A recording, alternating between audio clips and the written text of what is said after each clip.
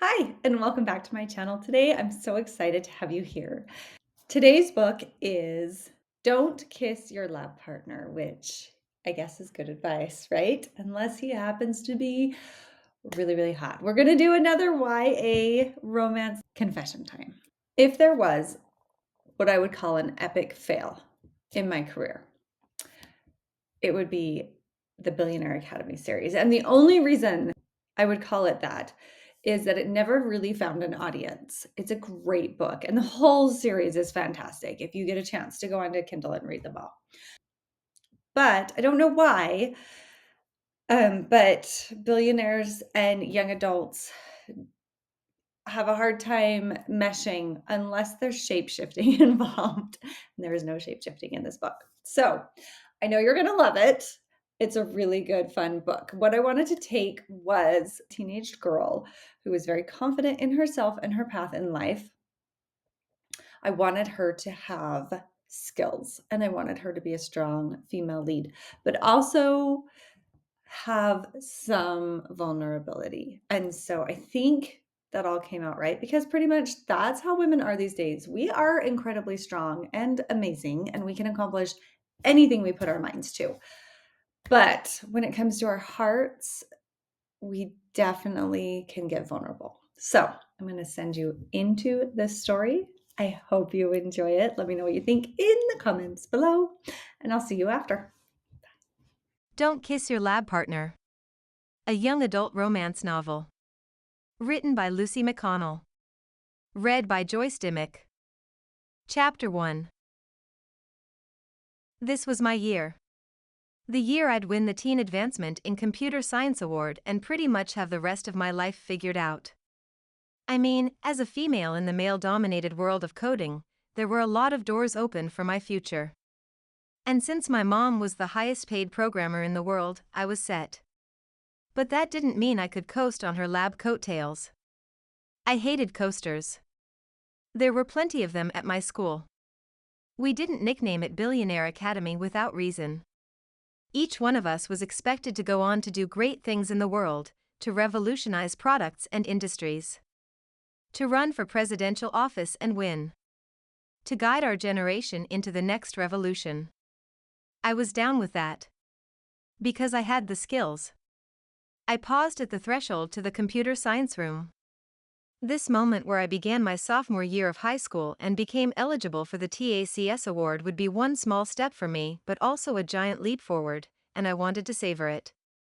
There were the same giant green circles on white walls. There were the abstract drawing of a computer screen outlining the windows that looked out over the track. The weird desks, with their three arms intersecting at the middle point, like drops of ink pulled together by thin lines, were scattered over the wood floor. We called them blobs. "Excuse me," came a small voice. I turned to see Emery trying to get by.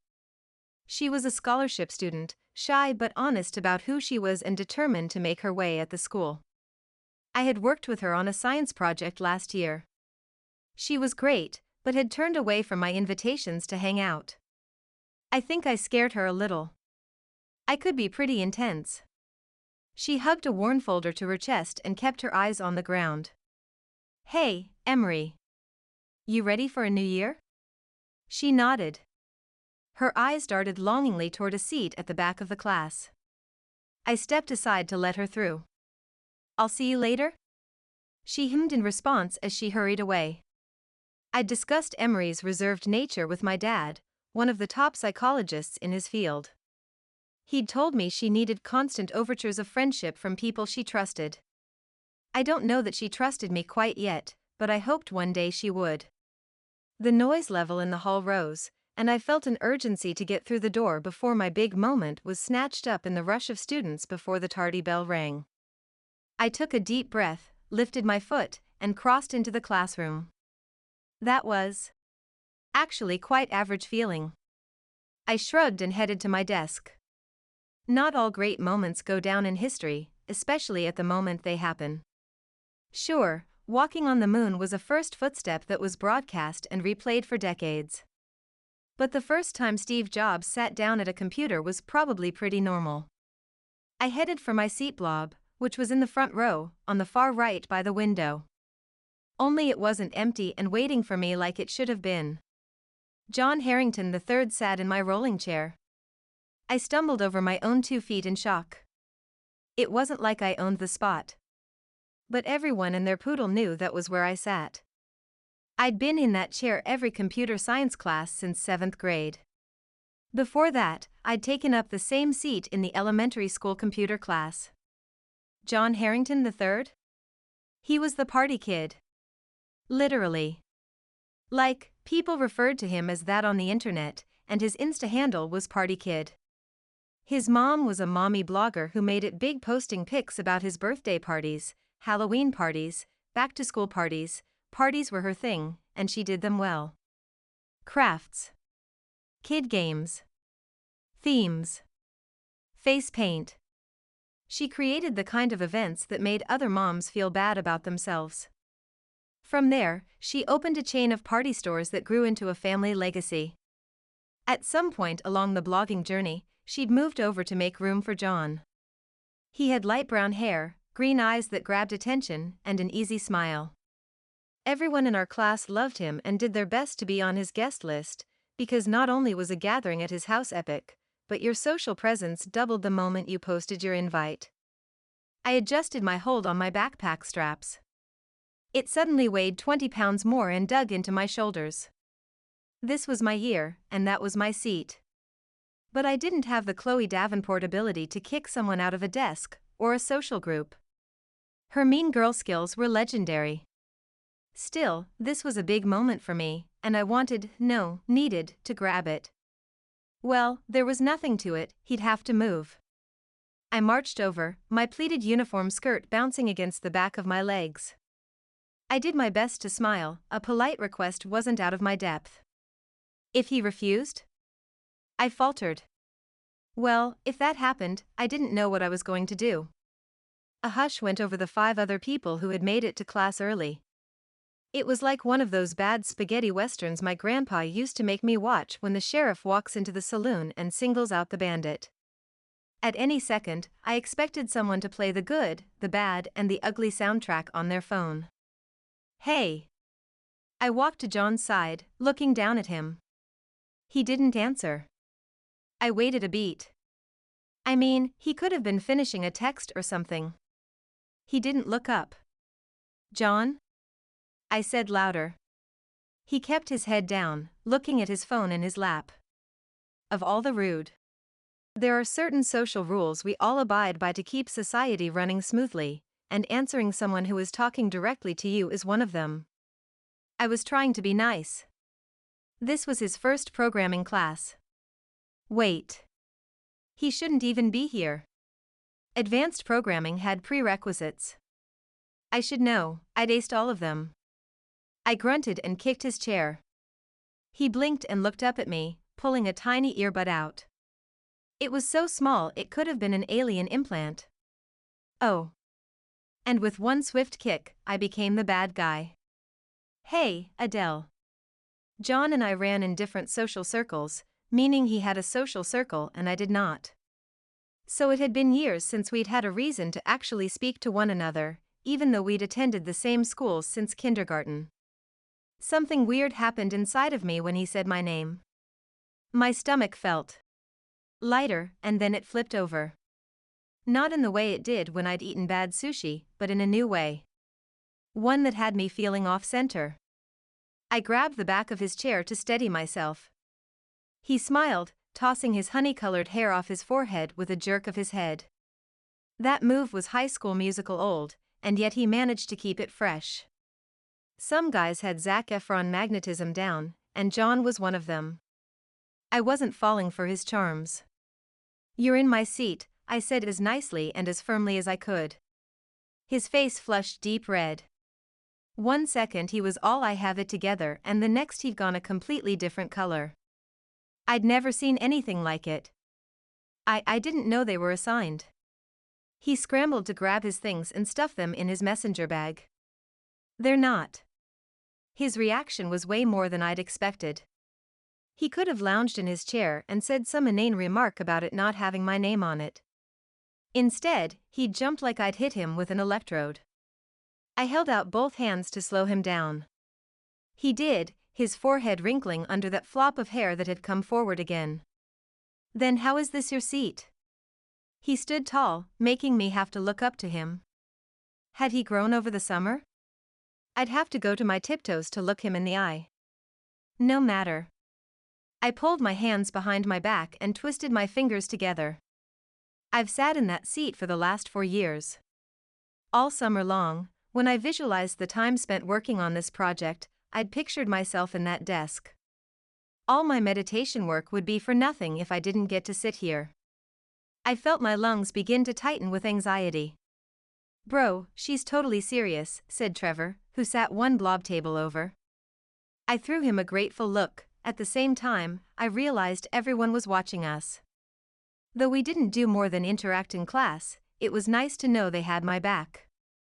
The red color spread to John's ears. All right. Take it. He moved one ink dot over. Conversation started up again. I pulled out my laptop, a gift from my parents for maintaining my 4.0 for another year, and opened it up. The chair was too high, so I pulled the lever and lowered it.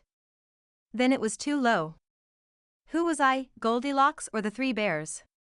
While the computer booted and went through the school's facial recognition sequence, I glanced at John. He had his head down and was doing his best to be unnoticed. I'd embarrassed him. Unintentional as it might have been, that didn't excuse the fact that I'd kicked his chair or confronted him in front of our peers. How'd you get into this class? I asked, trying to strike up a conversation. Advanced coding wasn't for wimps. His head popped up, his eyes wide, asking, "Are you talking to me?" I nodded for him to answer. He gulped. I took the prerequisites at Seattle U over the summer and tested in. You did? That's impressive. And unexpected.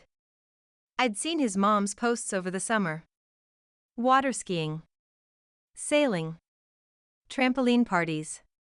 The works. It looked fun. And kind of exhausting. There hadn't been anything on her blog about summer school. Thanks. He smiled, but it wasn't huge. It was almost as if he were testing the waters with me. I frowned. I thought we had one of those established positive acquaintance things going through the years. It wasn't like we were friends who hung out together, but if we were the only 2 people in the hallway, we said hi. Do you mind if I sit here? He asked, pointing to the desk. Normally, the seat was empty. I liked to spread out while I worked, and I tended to go into my own head when I coded. I glanced around, the room was filling, with at least 2 people per blob desk, so I'd have to share with someone. I lifted a shoulder. Go ahead. I tried to ignore him as I pulled out my folder with the list of projects I'd brainstormed over the summer. To win the TACS Award, I'd have to come up with something that helped my peers with a common problem as well as provide innovation in programming.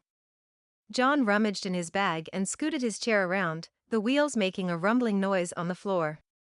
I felt the vibration under my shoes. I tried to block him out, to focus on my password and realign my thoughts for success for the semester and beyond, but I'd never felt so out of place in this room before. I'd also never been so aware of another person. John's movements were easily discernible out of the corner of my eye, and I watched him, curious about what spurred him to take summer classes in coding. He jerked his head, moving his hair out of his eyes again.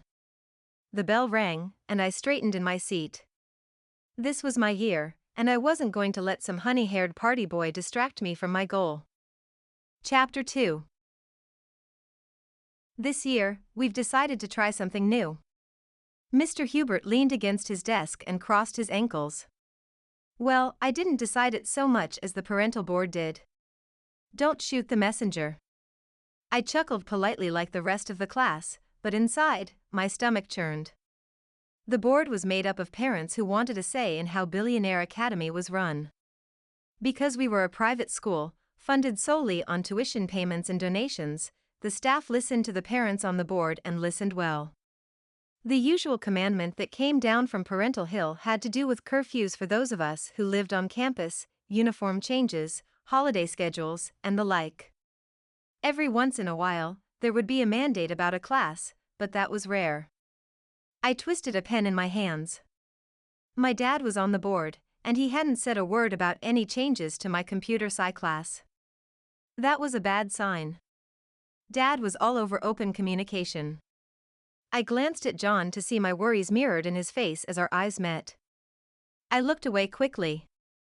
That was the third time since class started that we'd looked at one another. That needed to stop. I wasn't here to make friends with the party kid.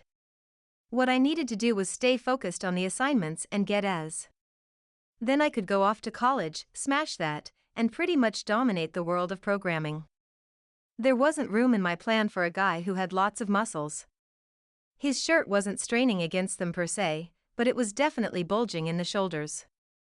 Did he work out, or was this the product of swim class? Your projects with partners, finished Mr. Hubert with a flourish of his arms. Wait. What? I'd spaced out for 30 seconds, and suddenly I'm forced to pick a partner. That was micromanaging, even from the parent board. And it had my dad written all over it. He and I were going to have words. In the meantime, I glanced around the room, sizing up the prospects. Trevor would be all right, except he was on the polo team, and they had practice every day after school. I wanted someone who could commit. Emery would work. She lived in the dorms like me, so we could meet up any time. I turned to find her already talking to Kim. A sense of dread pulled inside my chest cavity.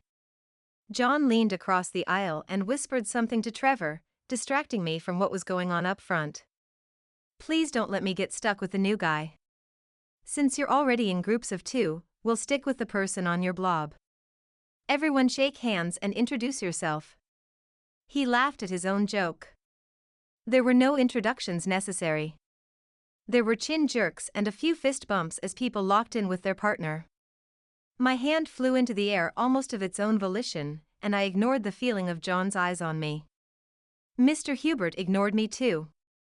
You'll need a rough draft by the end of the month and a working project in 6 weeks, so put your heads together and get started. After, he held up a stack of papers. You code this today in class. There were groans. He shook his head at the lack of eagerness in my classmates. I'm not going to lie, I was thrilled.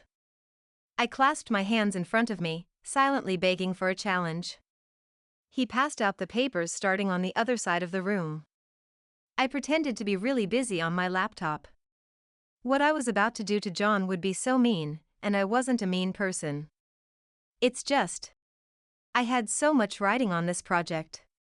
Mr. Hubert stopped at our blob. Welcome to class, John. Thanks, Mr. Hubert. I'm really glad to be here. Mr. Hubert, I jumped in, is there any way I can, do this project on my own? I plan to enter the TACS Award, and I don't think they allow collaborations. I smiled up at him, hoping he would see that I wasn't trying to ditch John, even though I was totally trying to shake off the noob.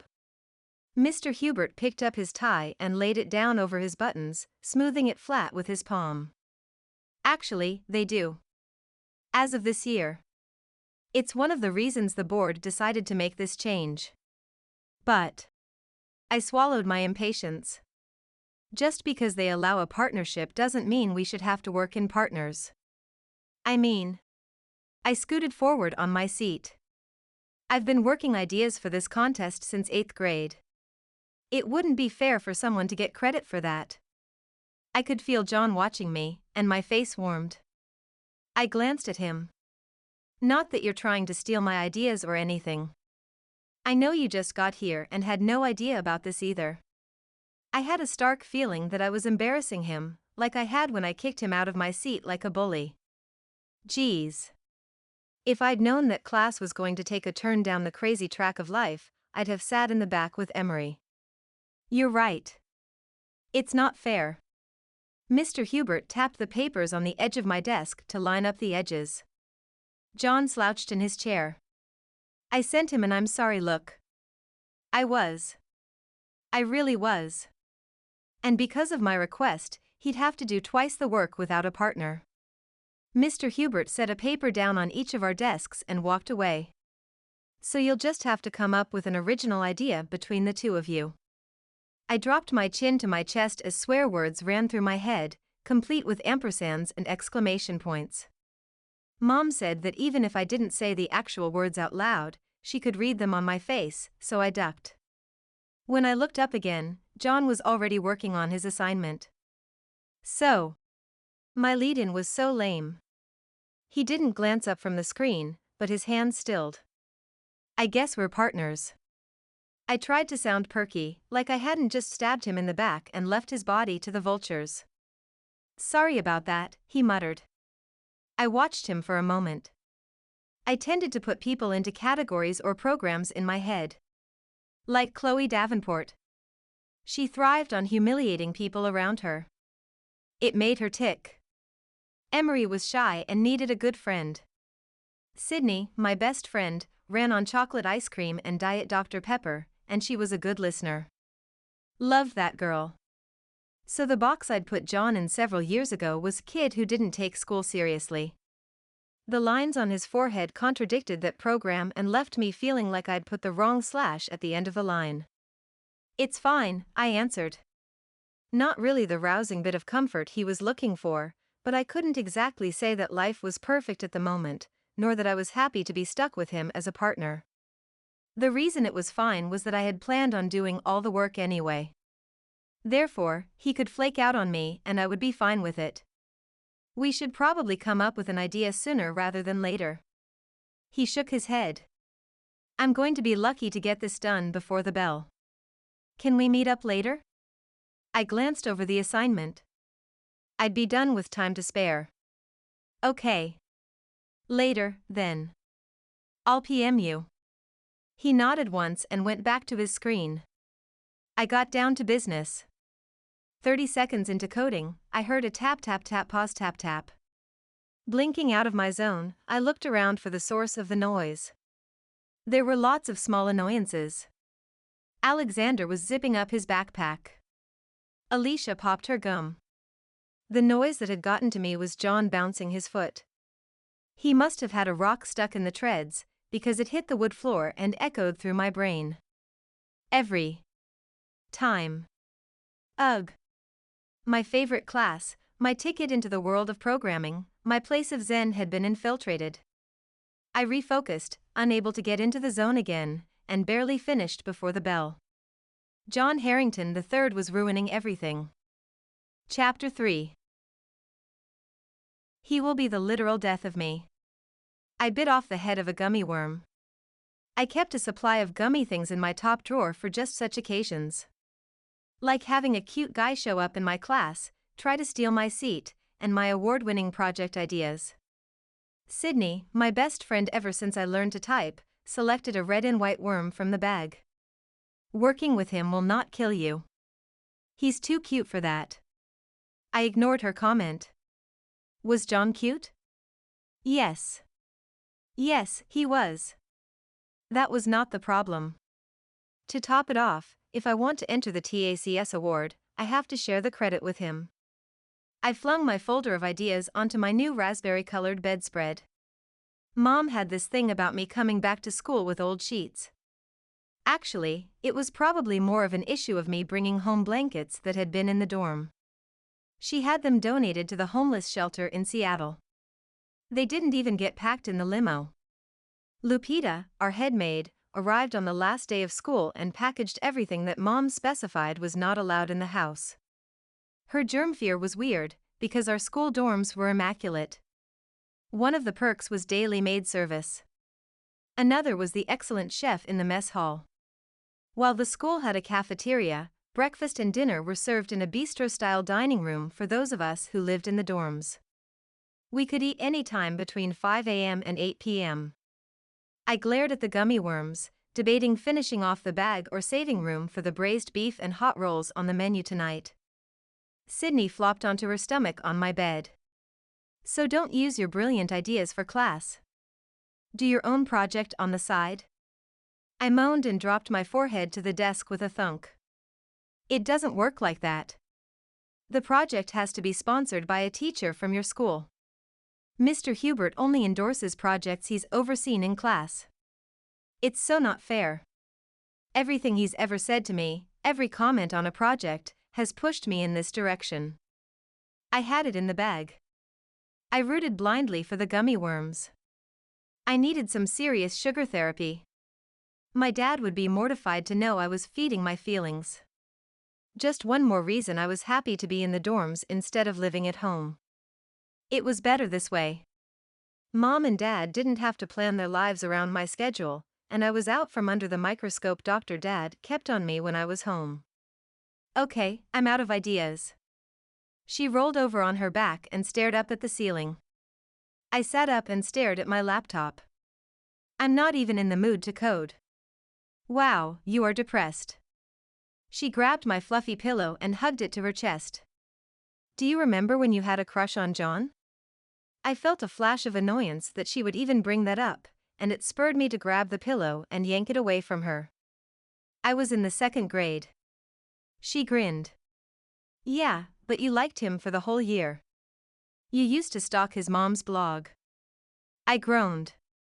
I can't believe I did that. Still did it. The woman was a master with craft paper and rubber cement, a set of skills I would never possess. And you made me look at all those pictures too. She wrinkled her forehead. Do you think his mom still has that blog? I rolled my eyes, more at myself for knowing the answer to that question than at her for asking it. She still has it, and she makes so much money. It's plastered with ads. I typed the name Party Mom into my search bar and soon had pictures of John's back-to-school party on the screen. Sydney rolled off the bed and onto her feet so she could get a better look. Wow. I scrolled slowly down, seeing John's friends and kids who had mega Insta accounts dancing in his backyard under a white tent. It's like a whole other world, she whispered. I glanced at her. Sydney was a chemist. Her mom used to joke that she could recite the formula for baby formula in her sleep before she was 1. She was here on scholarship. Apparently, rich people value their children going to school with geniuses and are willing to pay their tuition.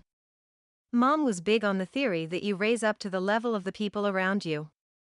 It was easy for her to feel that way, considering the fact that she was usually the one people wanted to raise up to be like. Sid, you're going to make the world a better place. So what if you don't party like it's 1999?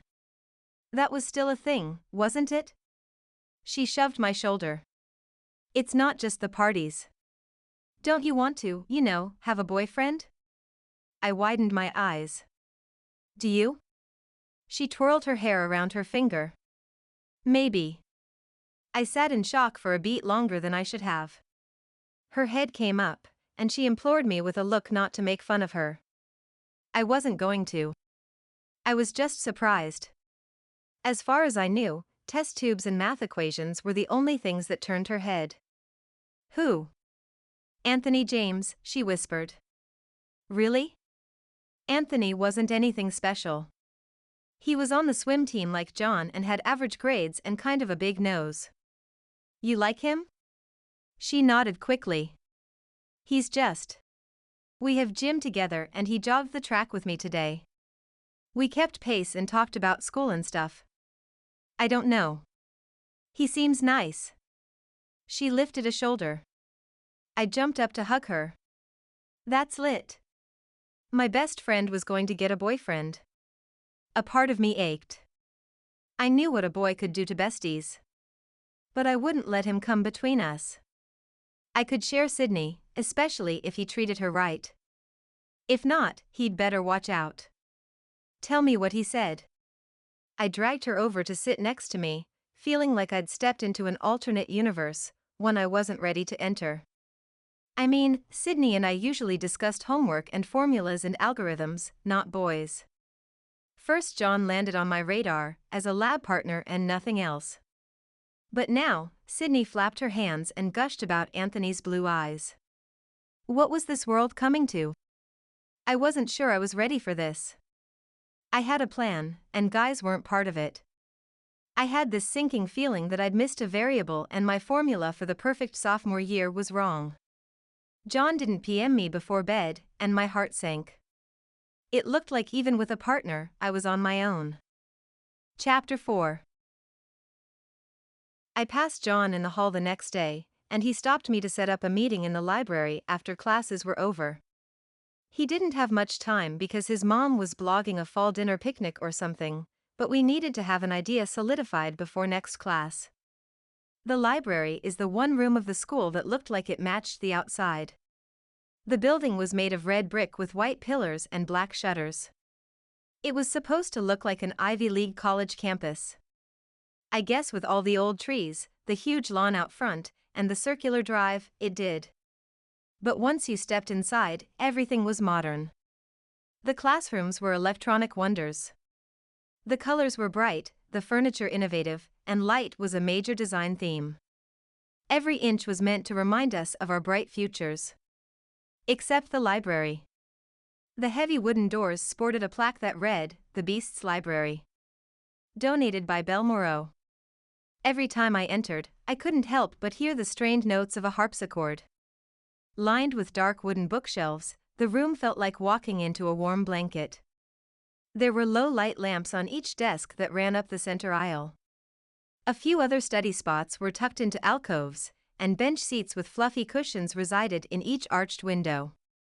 Red brocade curtains could be drawn if you wanted to read in private, or meet up with your boyfriend for a make-out session like Tracy and Hunter were doing right now.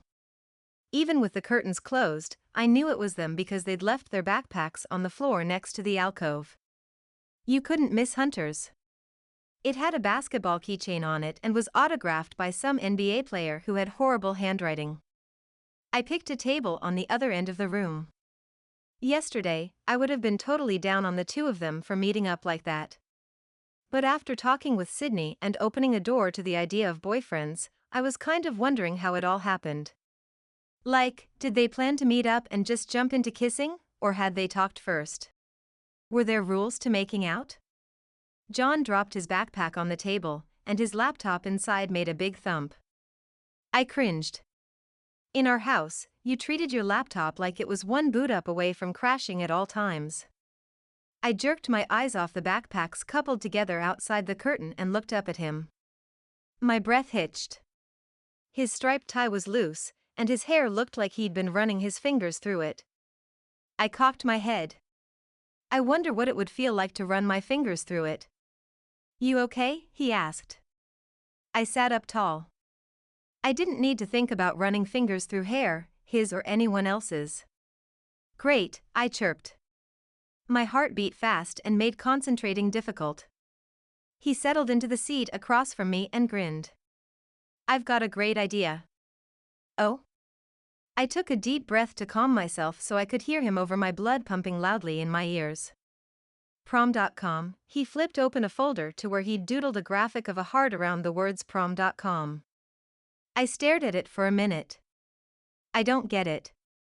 We create an app that matches up couples for school dances. Oh, shoot me now. You're kidding. He shook his head. It's perfect. One of the parameters for the assignment was that it has to help teens in some way. What's harder than finding a date for homecoming? Calculus? I offered. He chuckled. That's funny. I wasn't trying to be funny. Did you know that the winner for the TACS Award last year designed an app that helped ADHD kids with mindfulness?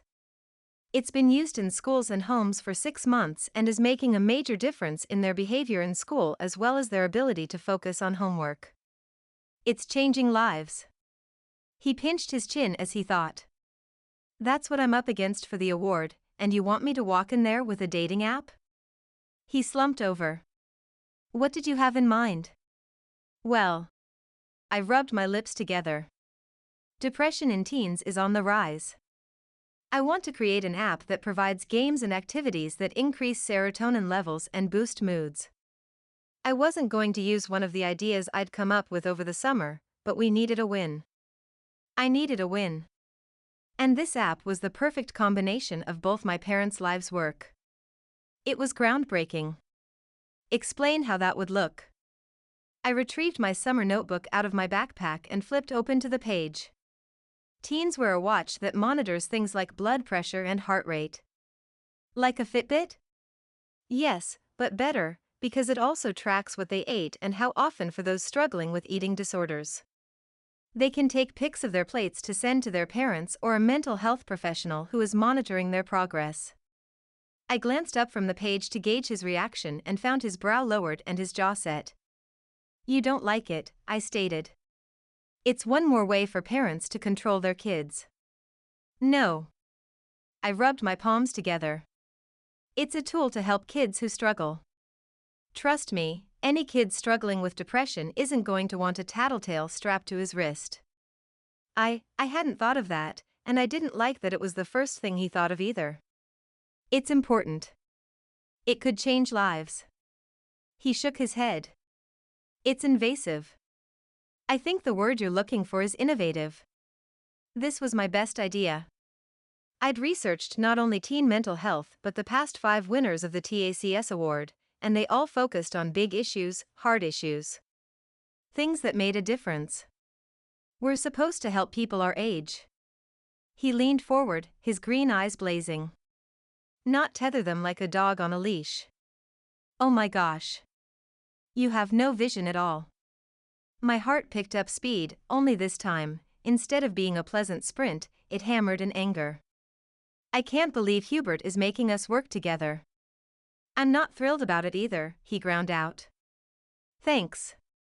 I leaned back and folded my arms. He calmed down a little and drummed his fingers on the table. Why don't we get an outsider's opinion, he offered. Who do you want to ask, the couple making out behind curtain number 1? I was all sorts of snarky at the moment. How did he not see the brilliance in my app? He snorted. Hardly. They already have a date to homecoming. He snapped his fingers and then tore the page with the logo out of his notebook and crushed it into a ball. Wrong name. Prom is the big dance, but there are several dances throughout the year. If we want lasting followers and users, we need to work for every dance. He found a pencil and began sketching. Curious, I leaned over the desk. Our hair touched, and I scooted back. He smelled like expensive cologne. I had no idea what kind. Sydney could tell. She had a gift like that. She could also tell me what was in it and break it down to the chemical level. But I wasn't interested in that, because something strange was going on in my stomach. It felt light and fluttery. I leaned back to breathe non-John-laced oxygen. Dance date appeared in bubble letters with musical notes and a pair of high-heeled shoes. You're good. I could admit that he had some artistic talent. Thanks. Your mom draws like that.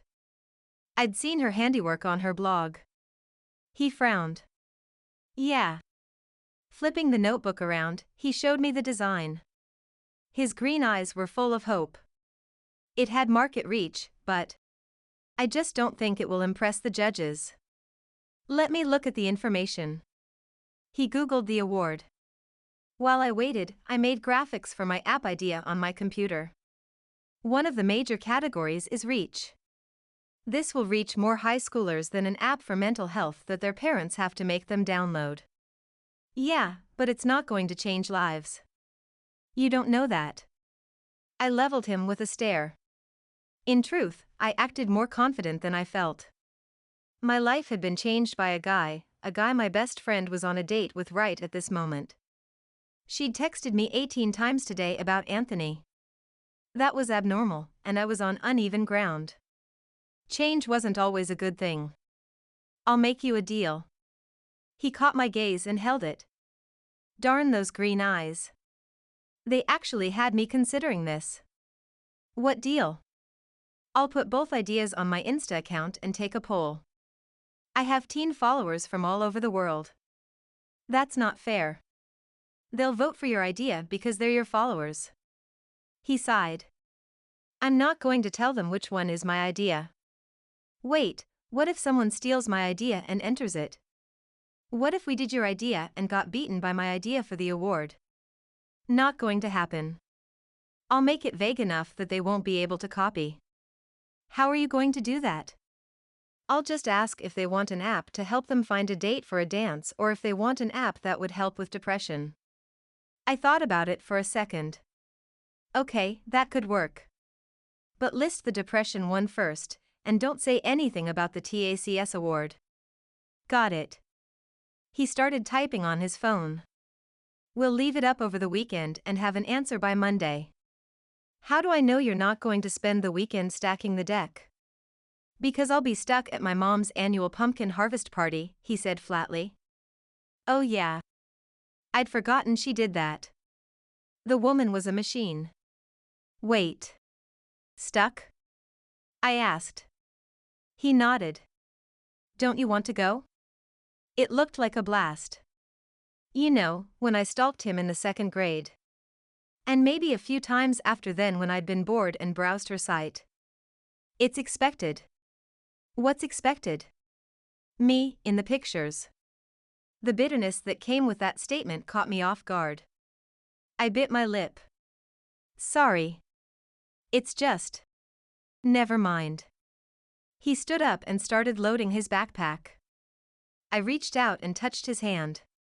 He stopped, and we locked eyes. My mind blanked for a second, and I completely forgot what I was going to say to him. There was so much depth in his gaze, so many emotions in there, I could dive in and get lost for hours. I pulled my hand away, frightened by the loss of control I'd felt. May the best idea win. I smiled, hoping he hadn't heard the way my voice warbled. He looked at me like he was trying to figure me out. I'll see you Monday. I watched him walk out, wondering why the room felt so much emptier than it had only moments before. Chapter 5. You don't mind, do you? I grabbed 2 more bags of gummy bears from my top drawer. I was getting low and would need to put in an order with the dorm's personal shopper. Of course not. Why would I mind that Anthony was joining us for our traditional Saturday night chick flick? It wasn't like it was just the 2 of us. Sometimes other girls stopped in the common room. Just never a guy.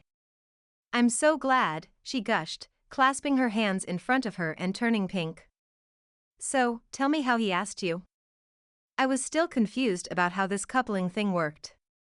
I reached to the top shelf in my closet for my fuzzy blanket. She bounced on her toes. It was while we were eating lunch. We were holding hands, and he said I like having a girlfriend. She squealed. I tugged, and the blanket fell on my head. It took a second to get it off my face. So, he didn't really ask, he assumed. Well, the asking was in his tone. Over 60% of communication is in tone, you know. I know. We'd learned the fact together in our psychology class last year. And now you're officially a couple. Yes. She gave a gusty, happy sigh that sounded nothing like my best friend. She gathered up the blanket, and I locked my door behind me. The gathering room was empty, and I brought up the Hallmark channel to surf for a movie we hadn't seen before. Sydney buried her face in her phone.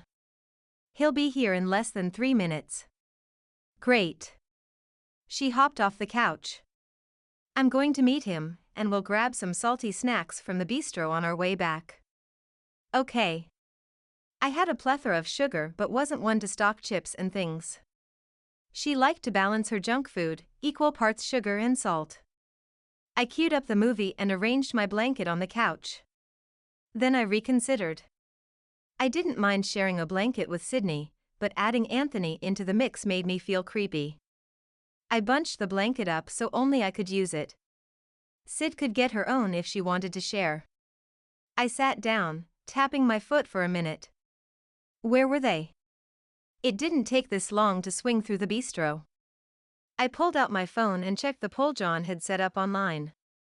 Things weren't looking good for my app idea. My stomach sank. I put my chin on my fist and sulked. 15 minutes later, Sydney and Anthony came in holding hands and taking turns looking at each other. I hopped up. Tonight wasn't about school projects. It was a chance for me to make friends with my BFF's new boyfriend. Hey. Anthony gave me a chin jerk as a greeting. I checked my hand that had been reaching out to shake his and pulled it back into my hair like I'd meant to do that all along. Hey, Anthony. How's the swim team? He bobbed his head. We're staying afloat. Sid giggled as she set 2 bags of chips and a container of popcorn on the table. I told you he was funny. Yeah. I smiled as encouragingly as I could under the social strain pressing down on the 3 of us. That's great. I motioned to the couch. You guys ready to watch? Watching a movie was perfect. No one had to talk. We could just enjoy a good story, go out at the right times. It was good. They settled into one end of the couch and left me on the other. A few minutes into the movie, I heard smooching noises. I squeezed my eyes shut. No. No. No. That's what curtains were for. I pulled the blanket up to block out my view. Girls' night was officially ruined, and boys stank. Chapter 6. Sunday morning, I stormed the parental castle with a vengeance. I'd been monitoring the votes on the poll John set up, and his idea was in the lead. By a lot. Dad? I yelled into the speaker system in the front entryway. We're in the breakfast room, came Mom's calm answer. I knew they would be, I just wanted the satisfaction of yelling. My perfectly planned sophomore year of high school was crumbling before my eyes, and it was all Dad's fault.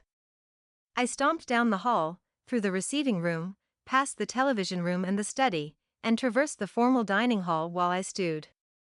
There were 3 players in my quickly turning into a tragedy year: Dad, John, and Anthony.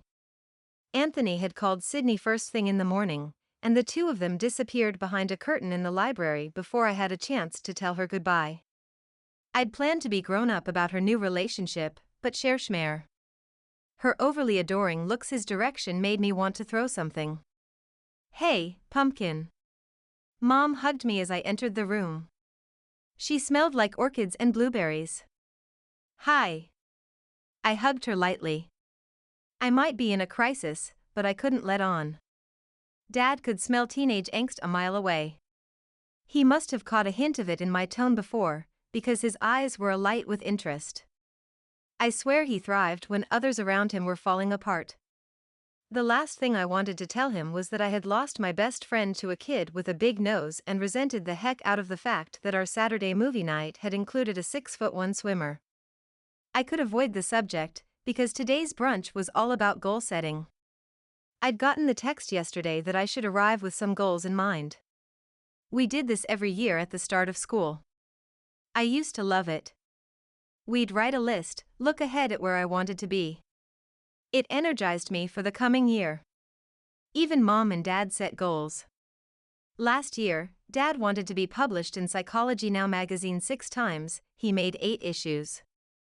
I had a goal, all right, to let Dad know he'd messed up. It was easier to hide things when I didn't come home, but weekly brunch was one of the conditions of me moving into the dorms last year. I expected them to see the benefits of having me out of the house. Over the summer, they'd had to hire another driver to juggle our 3 schedules, and our chef almost quit under the stress of working out family dinner times each week. It was exhausting for all of us. I could see the lack of stress in the glow on Mom's face and in Dad's chill posture as he sipped Mexican hot chocolate, one of his favorite fall-time indulgences. Dad got up to hug me too. I made his hug even shorter than Mom's. I have a bone to pick with you. Better to get it all out in the open rather than spend the next 30 minutes with him trying to tease it out of me. Pick away. He flourished his hand toward my seat and pushed the plate of blueberry pancakes my way. I stacked 2, adding a pat of butter in between. I have a lab partner in computer science this year, thanks to the board. I added a knowing lift to my eyebrow, telling him I blamed him for every decision the board had made since the beginning of time. He chuckled. Good. I'm glad they followed through. He tapped his fingertips together. Which brings us to the topic of goals for the school year. No, it doesn't. You haven't explained why I'm stuck with Party Boy during the most important year of my high school career. Mom tipped her head indulgently. So far. Exactly. She chuckled like I'd missed a joke, but I knew exactly what she was thinking. Next year would be just as important as this year, because I'd be vying for spots at the top colleges. Senior year, all I had to do was maintain what I'd built, so I got a pass. This year is the most important, because if I don't win the TACS Award, I don't have a shot at the colleges I've been dreaming of for over half my life. Exactly. Your mom and I watched you this summer. You spent more time with your laptop than you did with friends. We're worried. I poured strawberry syrup over my pancakes and chose not to comment. He looked at Mom, and she nodded for him to continue. Great, it was a united front. Those were always fun. We really worked hard to develop your brain, and in that process, we didn't focus as much on your social development. I swallowed my bite with some difficulty. Are you telling me I have a social disorder? That would be just like my dad. He'd observe me over a summer and pronounce me messed up in some way, but don't worry, he'd know the therapy needed to fix me. No. No. He paused like he had to think it over. We don't think so. Wow. I took another bite and chewed furiously. We would like to see you make more friends, though. He picked at the blueberry muffin on his plate. Blueberries were brain food, and we ate them a lot. I looked at Mom to see if she agreed with Dad's pronouncement. She patted my arm. Intersocial skills are just as important as computer skills if you want to succeed in this world. And a good group of friends is beneficial for a teen. I have friends, I protested. You have one very good friend, Dad countered. Yeah, I wasn't going to mention that I'd been bumped down to second place on her list of people to call in an emergency. Working with someone on this project that's important to you will teach you how to compromise, how to resolve conflicts, and how to overcome difficulties. Dad scooted forward, warming up to the subject now that he'd established that I was a loser without friends. I loved Sunday brunch so much. You're 16 now. Barely. You should expand your horizons, meet new people, date. Date? I clamped my mouth shut. There was no way he could have known the way my thoughts were traipsing through the clover field lately. Since when do you care if I date? Since you're 16 and homecoming is just around the corner, said Mom. She was a regular on the school website, and they'd posted the theme, A Night in Camelot, on Wednesday. Glittery gold posters popped up in the hallway Thursday. Oh my gosh. Just because I'm not going gaga over some dance doesn't mean I'm not normal. Dad's palms flew up. I'd hit one of his buttons. A big one. In our house, normal was considered a curse word. You know there's no such thing as normal. But there are developmental stages, and at this point, you should be experiencing lightheadedness, butterflies in your stomach, and maybe even nausea when you see a certain someone. Dad, I've known the guys at my school since I was 5. Which was part of the reason Sydney's new obsession with Anthony was throwing me off. We'd watched him glue macaroni to his pants. Not all of them, Mom said. She smiled over her cup of cocoa, blueberry cocoa for her. Enough of them. It's like living with brothers. I shuddered. My life really was upside down. I had the only parents on the planet who wanted me to lose my head over a boy. Dad stroked his jaw. We've decided that your goals this year should focus more on the social aspects of being a teen. He got up and went to the whiteboard, leaning on the easel they'd brought just for this breakfast. Using the red marker, he wrote social at the top. Under that, he wrote go on a date. Dad. I don't have time to date. Really? Asked Mom, her face pinched with worry. Do we need to talk to the academy about workload? Are you taking too many core classes? I panicked. They could not reduce my workload. It was the only constant in my life at the moment. I needed math and science and English. They were normal and didn't change. Pi started with 3.14 every day of the week. No. It's nothing like that. I just don't want to expend the energy on something as trivial as as flirting when there are more important things to focus on. I begged her to understand. You can ask a guy out, or he can ask you, but you need to make this happen. Dad underlined date. I rolled my eyes. This is ridiculous. No wonder I moved out. We'll follow up with you next week. He capped the pen and sat down, grabbing another muffin. He didn't say it out loud, but if I didn't make progress, they'd intervene. That would be mortifying on so many levels. For all I knew, Dad would start a support group at school, with him as the trained professional counselor. I'd spend one afternoon a week discussing my social failures in front of my peers. I pushed my half-eaten pancakes away. On top of having to carry my partner in computer programming and figure out how to share my best friend, now I had to get a date. How in the world was I supposed to do that?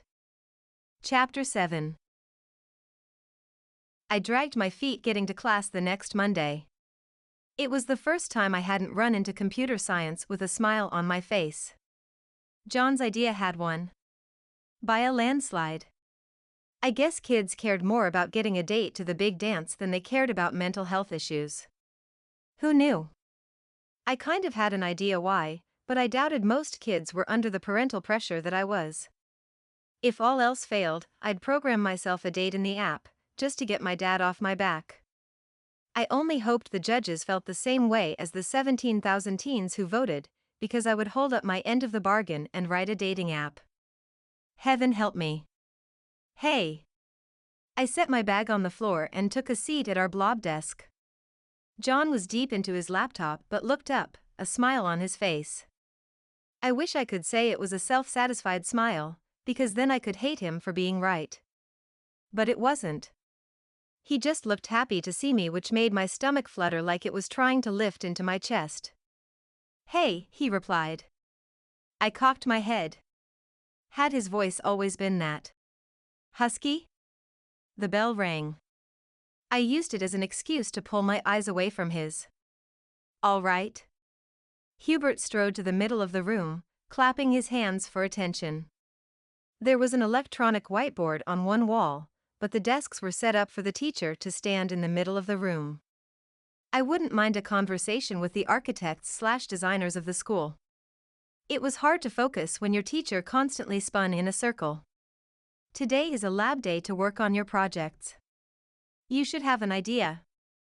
I want to see some real progress made, outlines and beginning code on the screen before the bell rings. A collective moan filled the silence after his instructions. I smiled.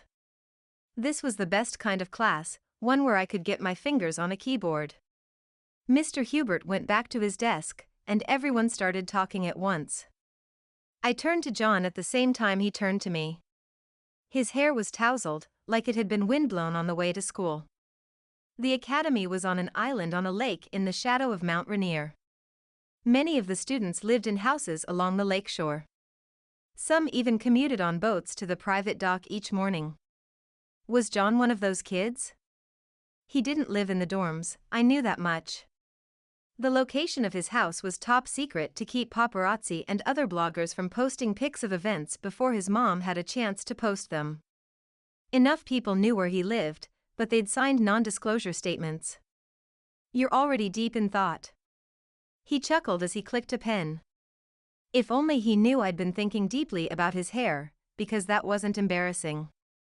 Where do you think we should start? I bit my cheek to yank my thoughts away from the image of him steering a boat into the dock like some pirate in a school uniform. John and I had nothing in common, and I'd do well to keep that in mind. His family was all about the kids, throwing party after party and making coming home from school an event with chocolate chip cookies and goat milk ice cream sodas. We'd grown up on different planets. My mom didn't bake, though she had a ferocious sweet tooth, which was why she didn't allow the chef to make cookies and cakes and things. They were too much of a temptation for her. If John and I were so different, why did I keep thinking about him, how he spent his time outside of class, and if he thought about me at all? Cookies, I said distractedly. You want to start with the cookies? He scribbled on a sheet of paper. No, I held out a hand. He scratched the idea off the paper. I wasn't talking about electronic cookies. I smiled. Although we're totally doing it if this thing spreads out to a website. I was just thinking that I haven't had a warm chocolate chip cookie, ever. He raised his eyebrows. Never? Never. I caught myself wondering if they smelled as good coming out of the oven as he did right now. I leaned closer, breathing in the scent of deep woods and manliness. Realizing what I was doing, I jerked away. But that's beside the point. We should start by finding out what makes two people compatible. I did a quick Google search and spun my computer so we could both see the screen. He leaned his arms on the desk, his biceps getting bigger for some reason. Focus! I mentally shouted at myself, pointing my eyes at the first article on the screen. It's bad enough I have to make this idea work. If I get all foggy-brained, we'll fail completely. I scanned, getting the gist of the article. John spoke first. I have no idea how we're going to quantify respecting the feelings of one another, and spending time together, while also giving each other some individual space, are the important factors that go into making a couple compatible, he quoted in a monotone voice. I mean, it's a great idea and I totally support all those qualities. But we aren't trying to set these couples up for a lifetime, it's just one night. What makes for a fun night? I asked as casually as I could. His answer, seemed heavily important all of a sudden. I don't know. Someone who is fun, laughs, there's a chemistry between you. That's so vague. We can't predict who is going to have chemistry. I continued Googling. But if you have nothing in common, then you don't have anything to talk about. I shook my head. Having something in common is not the same as having chemistry. I glanced around the room to make my point. Emery was in the corner, tucked into her books. Take Emery over there. I pointed to the other side of the room, where the lead male thespian was working with Aspen, the daughter of a major Hollywood producer. Gary are in the same English class and working on the same project. But I can guarantee you that if you put them on a date, they wouldn't say two words to one another despite the fact that they have so much in common. I spied an article that I knew would back me up. It had my dad's name on the tagline. Listen to what the experts have to say. I was gearing up to the debate, my blood pumping. Let's banish chemistry, that black box of a term too often invoked to denote the magic ingredient of a good relationship, from the idea of compatibility. Chemistry is an alluring concept, but much too frequently, people use it to absolve themselves of the need to consciously examine their approach to one another. As if the perfect date had arrived without the hard work of exploring, knowing, and respecting another human being. That's your dad. He pointed to the byline. Wow. I bet he's fun at parties. I bristled. My dad might not be Mr. Fun like his dad, who did competitive water skiing for a career in his 20s, but Dad knew what he was talking about. Don't knock his ideas.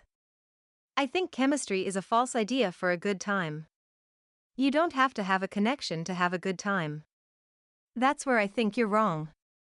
He reached across the divide and ran his fingers up my forearm, raising goosebumps along the way. If you're not at least a little excited by the person, then why go through all the trouble of getting dressed up? My breath came in small bursts, like I'd run 10 miles in gym. I licked my lips, my mouth suddenly dry. I think you're wrong, I whispered. He lifted one eyebrow and traced his finger up my arm again. I pulled away, conscious enough to know he was messing with me. After a moment, he leaned back, and I wondered if I'd done the right thing. Was it so bad having him so close? I get what you're saying, it's not foolproof, but common interests are, at the least, a place to start. He clicked his pen and began jotting notes.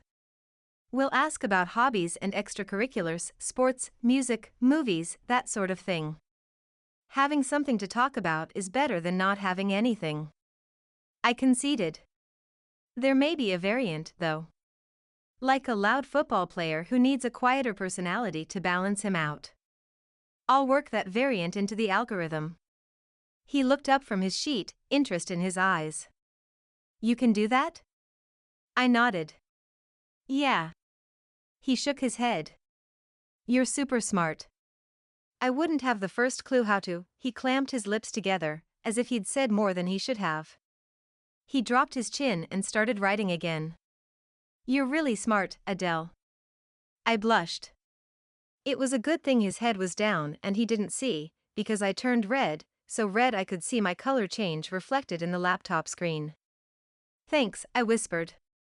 It wasn't like I didn't know I was smart, but it was hearing it from him, with all the appreciation of the quality of intelligence and the longing to be like that, too, that made me feel memorable. He looked up, and our eyes met for the 100th time that class.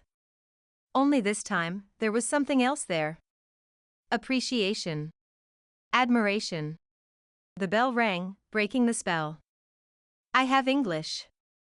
He scrambled to grab his things. The English classes were on the other side of the building, and it was a big building.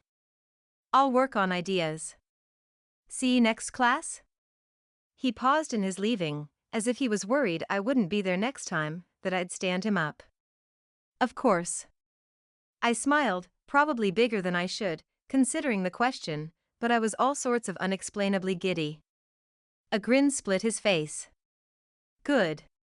He rapped his knuckles on the desk and was off. I leaned back in my seat, taking in the completely blank screen in front of me.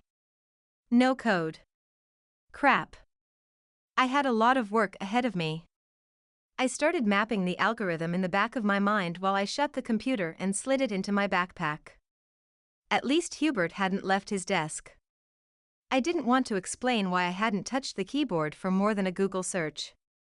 John was definitely distracting, in a good way. His ideas about dating were revelatory for me. It made me think about my parents. They were both analytical-minded, so how the heck had they fallen in love? I paused as a completely new and startling thought came to mind. What if they hadn't? They were in different fields of study. Mom loved to travel, while Dad was a homebody. I hadn't seen them kiss or even hug in years. What if they'd weighed their options and gotten married figuring the other person was their best shot at producing? Me? I didn't like that one bit. As much as I loved numbers and codes and math equations, I didn't want to be the product of one. My stomach churned. It wasn't like I could ask my parents. Or could I? Chapter 8. My mind spun all through math, though it wasn't with derivatives or the slope of a line. Reading my dad's article with John had opened up a whole new way of thinking when it came to the opposite sex and dating. John's description of an enjoyable evening sounded possible. I mean, if two people were going to have a good time, they had to get along. I had a lot in common with Nicole. We went to the same school, had overlapping class schedules, and grew up in the same neighborhood, but that didn't mean I wanted to hang out with her. After class, I made my way to the cafeteria, observing happy couples around me and trying to figure out what made them tick. Matt and Helena huddled close together, with barely an inch between them. Like two magnets stuck together, as soon as one moved, even to eat, they came right back to holding the other one. Was that chemistry? Love? Then there was Trey and Tristy, the basketball star and the cheerleader, a power couple if ever there was one. They'd been dating since 8th grade. If they ever broke up, the very fabric of our universe at Billionaire Academy would tear in two. They sat several people apart, and yet their body language said they were together. Stolen looks were met, and eye contact held. They shared secretive smiles. It was like they didn't have to touch to communicate, but they wanted to. Maybe that was love. It wasn't easy to get the whole social picture from the corner table, but I found that there was an undercurrent of flirting happening. I'd been oblivious to it and wanted to smack my forehead. Had everyone but me found a crush on the first day of school? I made several notes on a spiral notebook on the table as I watched. Not everyone fit into John's parameters of compatibility, stating that people had to have a lot in common to get along, but most did. Perhaps John was right on that point. My eyes sought him out a few round tables away. He talked with Caleb, his best friend, while a few other guys chowed down. Our lunchroom was open with skylights 2 floors above, allowing what little Seattle sunshine we got to brighten the room. Today, clouds hung heavy and a light mist filled the air outside, making the cafeteria gloomy. Or maybe that was just me, because I realized my dad was right about one thing: developmentally, I was behind. Sydney plunked her tray on the table. Oriental salad. Again. I wrote 3 letters over the summer petitioning for a good balsamic. Did it make a difference? No. She landed in her chair and glared at her tray. How's Anthony? I asked to cheer her up. Last year I would have asked how physics class went, but this year her focus had shifted. As far as I knew, her grades were still on par, but her brain was in a whole other world. A smile broke through her lunchroom disappointments. He's good. He has a meeting with Mrs. Meyer to go over his essay. Apparently, she didn't like his argument that the SATs were ineffective in measuring a person's IQ. I leaned on my elbow. Oh no, he did not. I teased.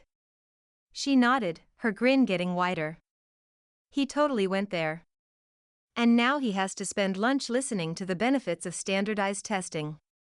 Especially when that testing justifies all this. I waved my hand at the columns covered in stone, the cobalt blue accent walls, and the chefs in their toques. Nicole Priaz and her group of followers crossed the cafeteria. I noticed because the 3 of them moved like a herd of cats, their long limbs gracefully chewing up the distance. I was not that graceful. Nor did I look that appealing in the school uniform. The parent board said the uniforms were supposed to level the playing field. I wasn't buying it. The thing was, I wasn't the only one who noticed their movement. Half the guys in the cafeteria paused to watch. A deliberate movement, like crossing the cafeteria, meant something was up. In my head, James Earl Jones narrated their movements as if I was watching Nat Geo. The pack normally resides by the lunchroom stairs, where they can see and be seen by everyone who enters the cafeteria. This territorial behavior stems from the pack mentality that there is safety in numbers, but all positions within the pack must be fought for and won in a popularity contest. If a lowly freshman comes too close, they can be scared away by a low growl or well-aimed insult. The male of the species receives privileged treatment, while the female is barely tolerated, or worse. Let's watch now as the lead female makes her move. Nicole's group wasn't the only popular girl clique in the school, but they were the ones I seemed to plow into the most often. I held my breath. Nicole's trajectory meant she was headed for John's table. My heart started to pound, a fight-or-flight reaction that was not expected. I wasn't sure what I wanted to do: run away and hide in the ladies' room or jump in front of her to protect John from whatever poison she wanted to spew. My fear for him wasn't completely unfounded. In the 6th grade, I'd beaten Nicole at a game in class. Stomped her, really. Public humiliation galore. It wasn't like I rubbed it in or anything, but she seethed. The next day, my art project was in tatters and she told the teacher she'd seen me do it because I was afraid of getting a bad grade. It was a mess. My word versus hers. Our parents got involved. I think Mom scared her dad. He's a higher up at Expedia and kept gaping at her with an open mouth, like he couldn't believe he was in the same room with her. I got to redo the assignment, and Nicole was transferred to a different class. I'm not sure Miss Michaels knows who to believe to this day. I scooted to the end of my seat as Nicole placed her arm across John's shoulders and leaned down to whisper something in his ear. He pulled his face away from her and leaned as far as he could into Caleb. I smirked and speared a piece of chicken. Compared to my earlier observations of couples flirting and in love, this was a bomb. But, like the predator she was, Nicole wasn't put off by his initial rejection. I chewed slowly and stared. It was like watching a train wreck. I just couldn't look away. "What are you staring at?" asked Sydney. I pointed with my fork. A disaster happening. She turned in her seat in time to see John scramble to his feet and out of Nicole's clutches. He put his chair between them. She placed a knee on the chair and leaned forward. He shook his head. She pouted and batted her lashes and then flounced her way back to the table by the stairs. Unsuccessful in her quest, the lead female retreats, her head high. There will be another day to hunt, another opportunity. I exchanged a look with Sydney. What do you think happened? Sydney grabbed Jovi's hand as she walked by. Jovi was the new girl who had been at the table next to John's group with several of the scholarship kids. She had a pink streak in her hair and a gold ring in her nose. I'd seen her with Emery a lot and hoped she would be the friend Emery had been looking for. What was that? Sid tipped her head toward John's table. Jovi rolled her eyes. Little Miss Something wanted him to ask her to homecoming. My eyes grew big. This was a whole new development. What did he say? Jovi lifted a shoulder. Judging by his reaction, I'd say he said no. She shouldered her cute black leather backpack and headed off. You know, for the daughter of a rock star, she's pretty down to earth, said Sydney. Yeah, I answered absently. My mind was still on Nicole and John. Do people do that? Do they tell someone to ask them out? It seemed like rigging the system to me. They can. My world expanded exponentially today. For all of Nicole's passive-aggressive behavioral tendencies toward girls, she had the direct approach when it came to guys and dating, although it didn't look like it had paid off for her. I was so deep in my thoughts that when John put his hand on my back, I jumped. Whoa. Easy there. He jerked his hand away. Sorry. Thinking. I blinked, trying to reconcile his appearance at our table with the rest of my cafeteria life experiences. His touch had lit a fire on my skin that took up more of my brainpower than I had to give at the moment. I glanced at his hand. He stuffed his hands in his pockets. I just wanted to see if you got the email I sent, with the other articles and stuff. My phone was deep in my backpack. I'll look for it. I sounded like a moron, dragging the words out longer than necessary and nodding my head over and over again. Sydney kicked my shin. Stop nodding. Great. I'll see you later. He touched my back once more before leaving. What was that? Sydney grabbed my arm. Her tone was a mixture of panic and excitement. The urgency in her eyes was kind of scary. Nothing. I told you, we're doing a project together. Yeah, but that was more. She watched him walk away. I scoffed. No. It was completely lab partner-ish. The heat from his touch spread up my neck and across my face. I ducked, hoping my hair hid the high color. I needed to get the focus off of me, and fast. So, what are you and Anthony doing this weekend? Any plans? It was Monday and I was reaching, but she allowed the change of subject. She launched into the debate they had over hiking or bowling. The weather was a factor, and they were both getting updates on their phone. Then they'd text the other person and discuss the low-pressure system moving in from the west. The more she talked, the more I relaxed. Sydney was head over heels for Anthony and could talk about him all day. I didn't want to talk about John, therefore, I wasn't crushing on him. I wanted to keep those few times our eyes met and held, and a current like electricity flowed through me, all to myself. No crush happening here. Definitely not. So why, as Sydney talked, couldn't I get his green eyes out of my head? Chapter 9. The week passed quickly. I was able to get the basic outline done for our project, using Dr. Pepper as a boost to stay up late a couple nights. Man, that stuff is so good. Since our school is on an A-day, B-day schedule, I only saw John once more in class. We said hello and set our laptops up, and then we were handed an assignment that took the rest of the period and then some to finish.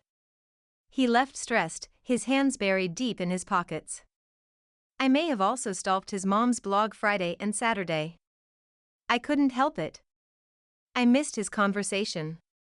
He challenged me to think differently, to look at things in a new light, and it was thrilling.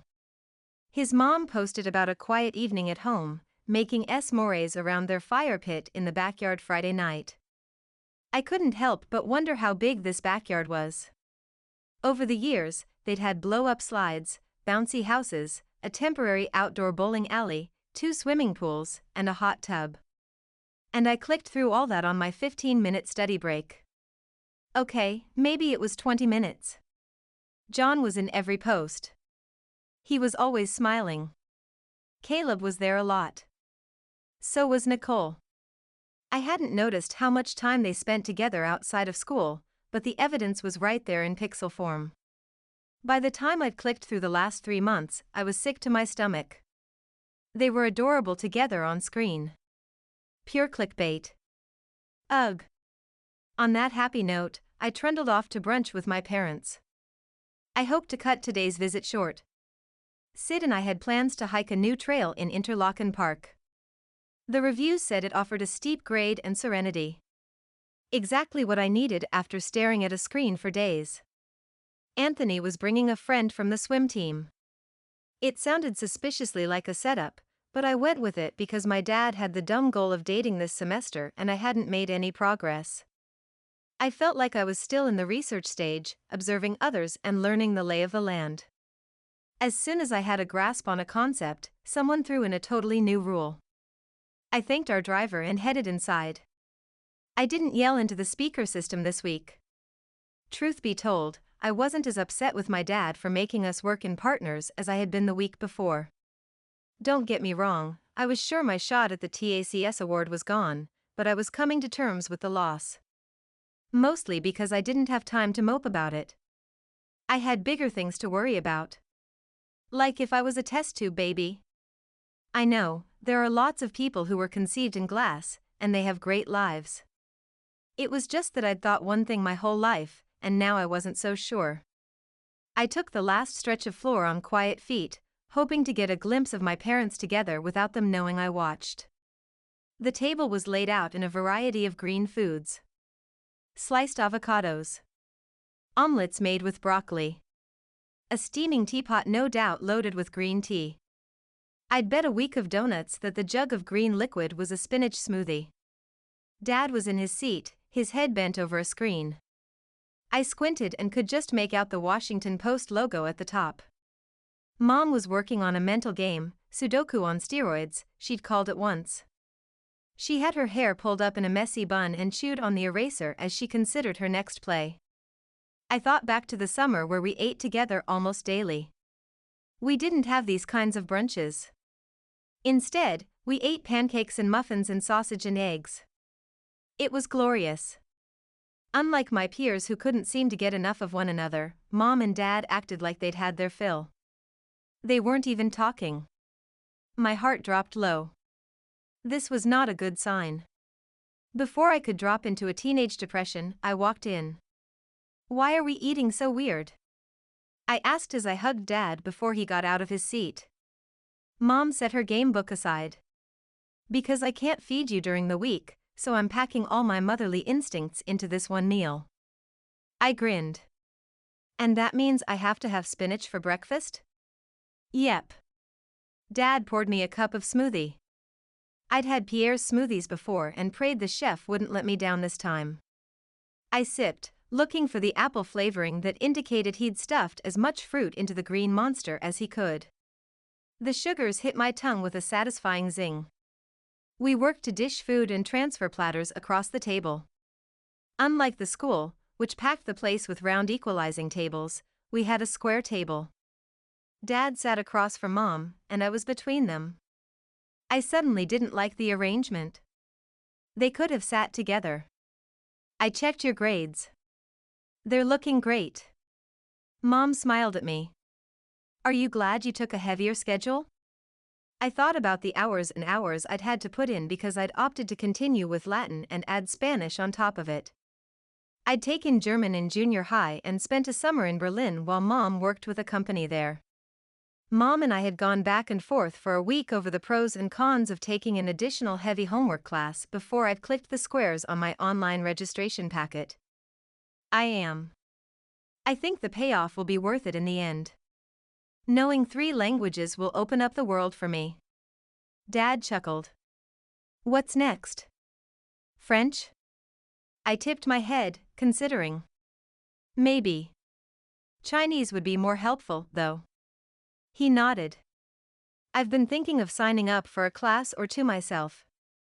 That would be cool. A silence descended on the table, but my head was full of chatter. Memories from that summer in Germany came back full force. Dad hadn't come with us. We were two carefree girls traipsing around the country on the weekends. At the time, I'd thought it was totally sick to hang with my mom. But now I wondered if they'd been separated and I didn't know it. I turned my attention to what was going on in front of me, or rather, what wasn't going on in front of me. There were no touches. There were no lingering looks. "How are you coming on your social goals?" asked Dad. I scowled at the whiteboard. I still wasn't happy that he'd set a goal for me that I hadn't agreed to. That was outside our family script. Dad was big on making sure I understood the purpose of a goal. If I did, then I worked all the harder for it. Fine. I'm going on a double date this afternoon. Really? Mom's voice was high. She cleared her throat. Whom are you dating? The forced formality was more concerning than her voice cracking. I'm not sure. Sydney is setting me up with someone from the swim team. I shrugged, hoping to show that it wasn't a big deal. Because it really wasn't. Dad grabbed his tablet and had the swim team pictures up in no time. Who? What is this, a police lineup? They were acting so strange, overprotective all of a sudden. I don't know. It's like a blind date. Or like a group of friends going for a hike. Whatever. Two lines appeared between Mom's eyes. We just want to know who you're spending time with. Well, if I decide to spend any more time with him after this afternoon, I'll let you know. I winked at her and grabbed for my glass. If I acted annoyed at their questions, they'd just push all the harder. Mom stared down at her plate, and Dad flipped through the pictures as if memorizing them. He probably was, so that the moment I texted a name, he'd know exactly who'd talked me into walking into the woods with them. I set my cup down without taking a sip. You were the ones who wanted me to date. Now you act like I'm doing something wrong. Dad reached for my hand. We can only be so prepared for you to grow up. Sometimes it hits us harder than we expected. A way to work this situation sparked to life. Maybe you guys could help me out. How? Mom clutched her fork like it was a lifeline. Well, some dating advice would be good. Like, what did you talk about when you were dating? They exchanged a look. Finally. The lines between Mom's eyebrows deepened, and Dad's forehead wrinkled. I mean, I hurried to add, did you have anything in common? Do you now? I'd thrown out the last bit before considering whether I should or not. Mom grinned. Honey, we have you. That's the most important thing, you're the most important thing to us. That's right. We can talk about you for hours, Dad added. Thanks. My smile was as stiff as the sterling silver fork on my plate. Tell us about the English essay on the assignments page on the website. Dad folded his arms and leaned forward. That sounded interesting. His change of subject was smooth, but I recognized it for what it was, a way to stop talking about them. I left for the hike not having any more answers than I did when I'd shown up. I had a lot more questions and a sinking feeling in my gut. Thanks, Mom and Dad. I climbed into the car to go back to the dorms to change into hiking pants. Needing a distraction, I pulled out my phone. John's mom's blog popped right up. I looked through the images of his mom and dad. They had that connection that I'd hoped to see over brunch. It was there in high def. He was so lucky. I sighed as I traced his face. I missed him. Chapter 10. I clasped my hands under my chin and watched John's eyes move back and forth as he scanned the basic algorithm I'd patched together after the hike. The possible double date turned out to be half the swim team, Sydney, and me. In other words, it flopped. I sent my dad a group photo and left the details vague. I didn't need him on my back about appropriate socialization for my age, and I was starting to feel bad that everyone in the whole school had dating figured out but me. We were given the last 10 minutes of programming class to collaborate. John scrubbed at the back of his head and blew out a minty breath. This is incredible. I flushed from head to toe. It's just a rough draft. No, really. You've got so many variables in here. I'm blown away. I smiled so wide my cheeks hurt. His praise meant more to me than Mr. Hubert's, and I'd lived for a compliment from him on my assignments for the last 2 years. It's a good place to start. I pulled my laptop closer. John got up and came around the blob, bringing his chair with him. He flipped it around and sat on it backward. Do you want to run a few people through it and see what comes up? I considered it. I haven't made it look pretty yet. Don't worry about that. I can do that this afternoon and get a few of my friends to fill it out. I ducked my head, hoping he didn't ask me to get some of my friends to fill it out. I had no idea who I would ask. My BFF had a boyfriend. Then again, Sarah, Jamie, and Trendy had been pretty cool on the hike. They'd probably do it. I really should make an effort to talk to them before the week was up, fan the flames of friendship a little. I shook my head. I'll leave that up to you. I fiddled with my pencil. All around us, partners worked over their keyboards or designed flowcharts. The atmosphere was full of creativity, but I was struggling to keep my head in class. I kept thinking about my parents and how they didn't exhibit any signs of attraction. Was that just how married people were or what? What's going on in that great big brain of yours? John tapped my temple lightly. You've convinced me that a good date will include chemistry. So what if we put these people together and they just don't have it? Then they have a great time at the dance, right? That's the point. To take the pressure off of perfection. He tugged his tie loose. Yeah, but 100 thoughts ran through my head. What if no one had a good time? What then? I clamped my big OL brain shut and kept my worries to myself. Never mind. Did you come up with any other compatibility parameters? He flipped through his notebook. Now that I looked at it, it was more of a journal than a notebook. The cover was leather, and there was a ribbon placeholder. I liked that he had a quality pad for jotting down ideas. It said something about him, that he was careful and particular and just a little high maintenance. Just the usual, he said, his head down. I think, since we're doing this for a specific experience. A dance is more than just a date, there are expectations. We should add in a few questions for those. Like, do they want a limo or prefer to drive their own car? Do they want to party after or go for a day date before? What kind of food do they like? That sort of thing. I scribbled furiously in my cheap, spiral-bound notebook with easy tear pages. That's fantastic. Where did you come up with this? Life, I guess. I looked back and saw what went wrong on some of my dates and what seemed to go right. What about you? What have you been through? I cleared my throat. I don't have any experience in that area. Unless you counted the hike yesterday, and I was not counting it. We stopped for slushies like 6th graders. It was fun, but it wasn't date-like. I mostly talked to the other girls. What, he said too loudly for our classroom. I glanced around to make sure no one was paying attention. Shoo, I motioned for him to keep quiet. He didn't. You've never been on a.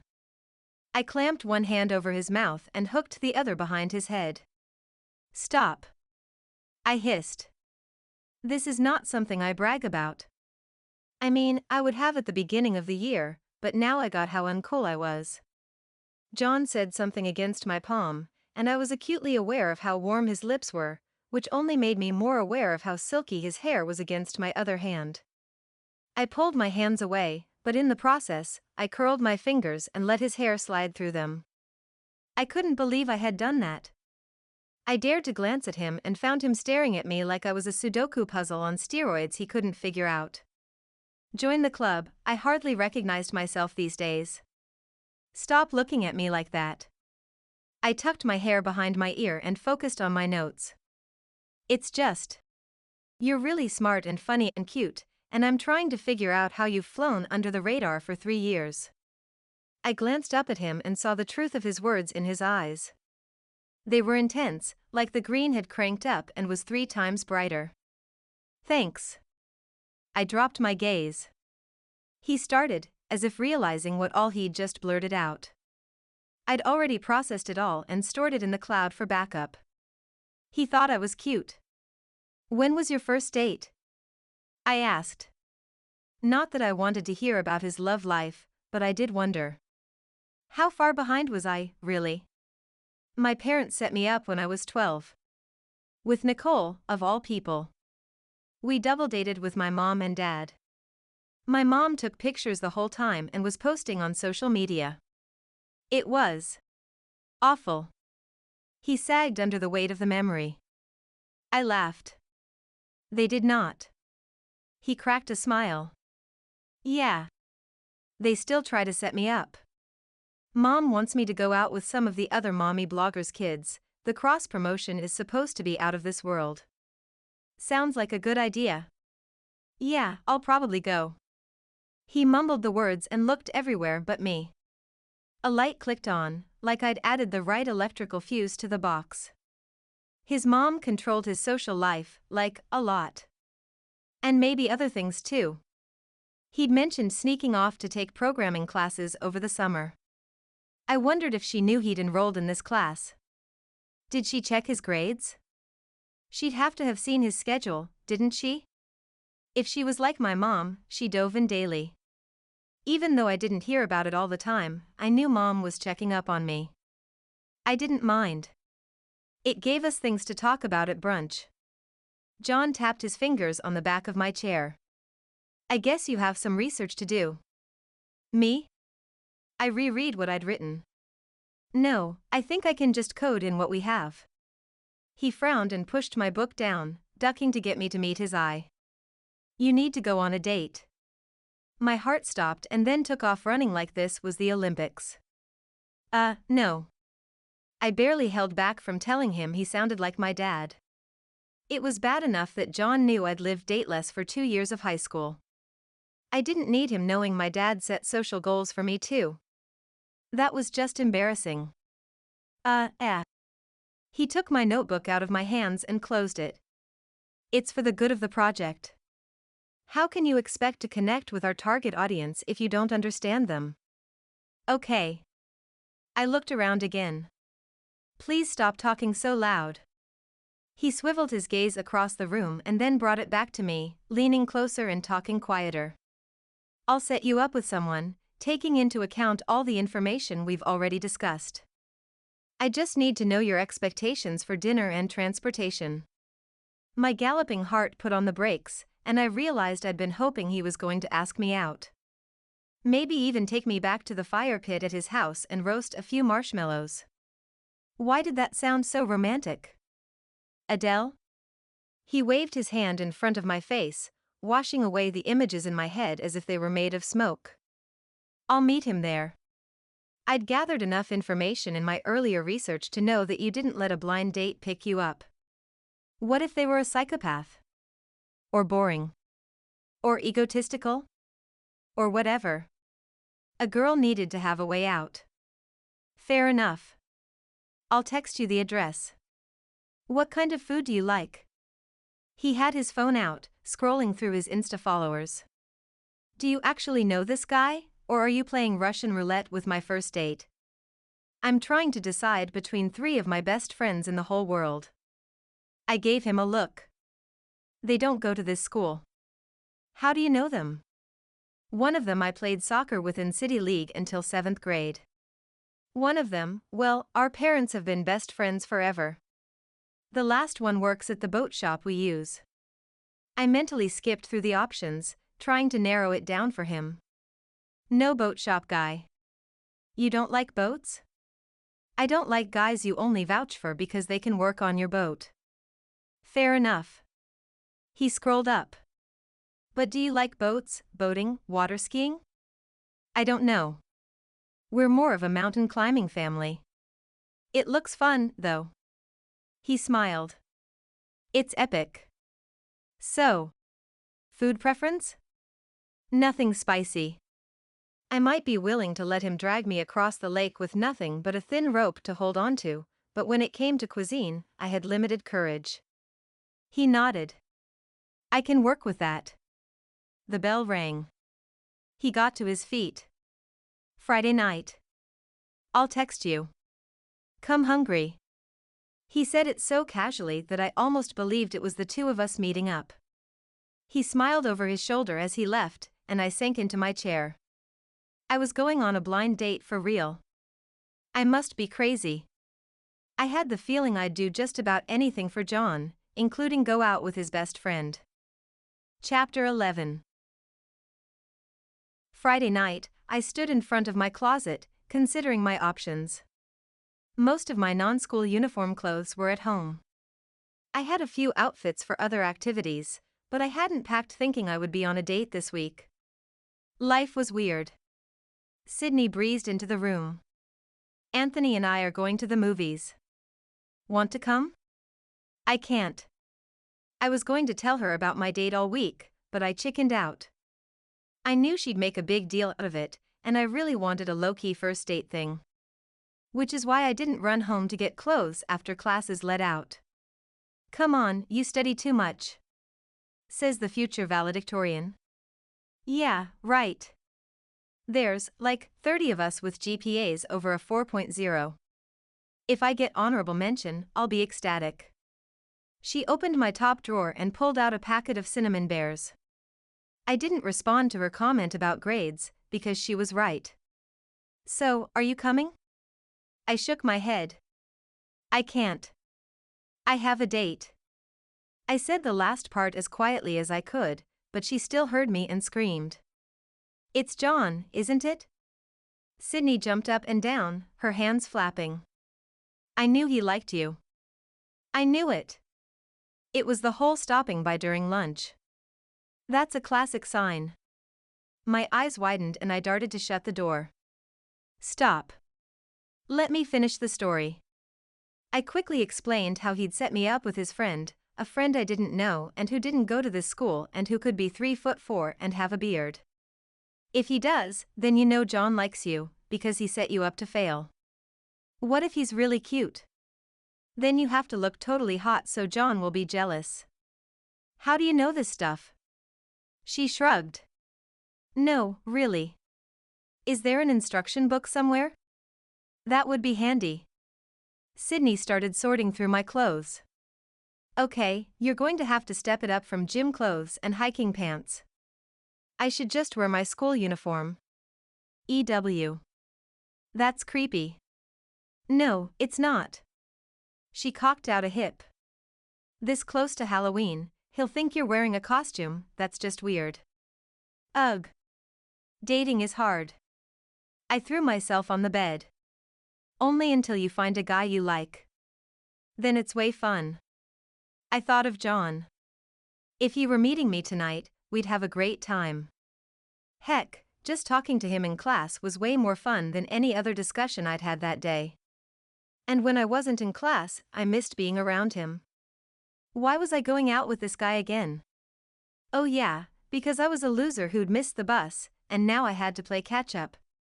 These jeans. Sydney threw the pants my direction. They landed on my belly. I left them there and didn't try to get up. This blouse and your ballet flats. She put her hands on her hips. That should work for just about any date activity. My phone dinged a text. I dove for it. John had sent me the address earlier, and the amount of serotonin released into my brain at seeing his name on the screen was practically addictive. It was him again. Are you on the road? Brad is almost there. Shoot. Getting dressed. I threw on the outfit and stood in front of the mirror. Sydney took a picture with my phone. Her thumbs flew, and I looked over her shoulder to see her texting John. Will this work? Do I need to dress up more? The three dots beeped, and then the reply came. Wow. That's perfect. Sydney held up the phone. See? He likes you. He set me up with his best friend. I grabbed the phone and tucked it into my back pocket. Maybe he's shy. Or not interested. I gotta go. Have fun at the movies. I gave her a quick hug and sprinted out the door. My driver was supposed to be out front. I prayed he was on time. I wished I could drive myself tonight. I had my license, but Mom thought I needed more practice behind the wheel before they turned me loose with my own car. I think they were worried about me being able to leave campus without them knowing. There were such things as tracker apps, and I wasn't opposed to using one. It wasn't like I was the type to sneak out or anything. I don't know.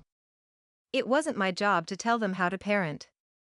And with Rufus around to pick me up when I needed to go somewhere, I wasn't making too much of a fuss about not driving. Besides, my stomach twirled like an overachieving ballerina, and it was comforting to know that Rufus would be close if I needed to make a quick escape. I hoped that wasn't the case, though.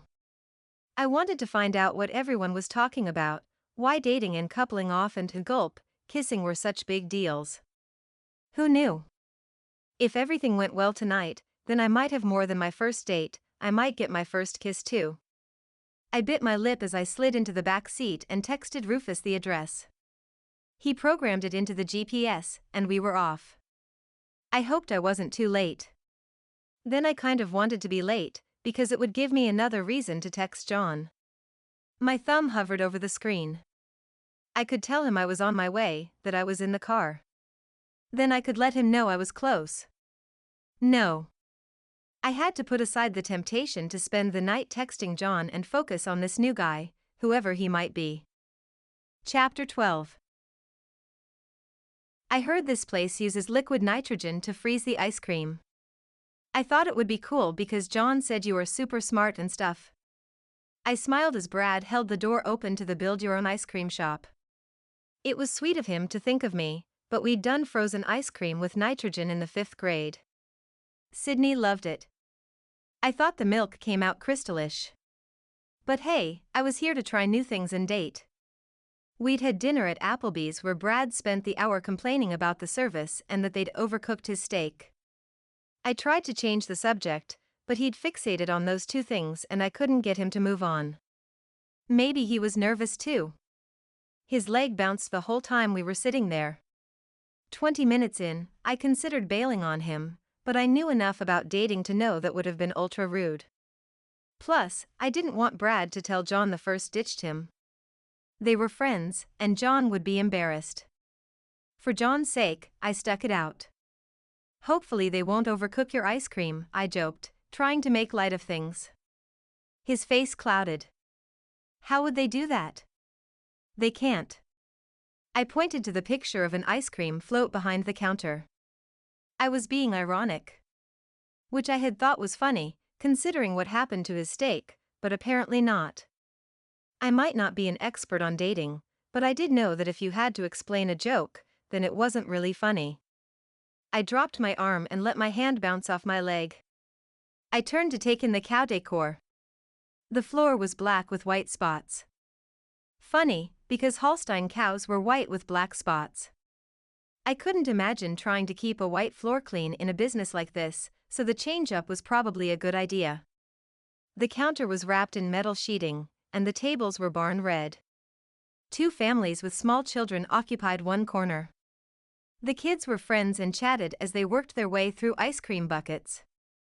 The menu was up high, and I had to crane my neck to read it. So, do you have a favorite flavor? He smiled at me. I was hoping you'd ask. Oh? Yeah. My favorite flavor tonight is Adele. I paused. Was he trying to flirt with me or? Are you being ironic? If he was doing it all wrong. No, he cringed. I was just, never mind. Let's order. We stepped up to the counter.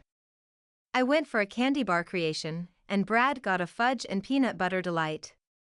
I watched him out of the corner of my eye. He was cute. He had longer hair that flopped over his forehead. His cobalt blue shirt did great things for his sky blue eyes, and his lips were a natural shade of pink. Girls would kill for lips like those. But they were kind of shiny because he licked them all the time. Kissing him might be kind of slimy, and the idea of it made me wrinkle my nose. After a puff of gas and a few shakes of the bowl, I had my own bucket of goodness. Let's take these outside. Brad motioned for me to precede him.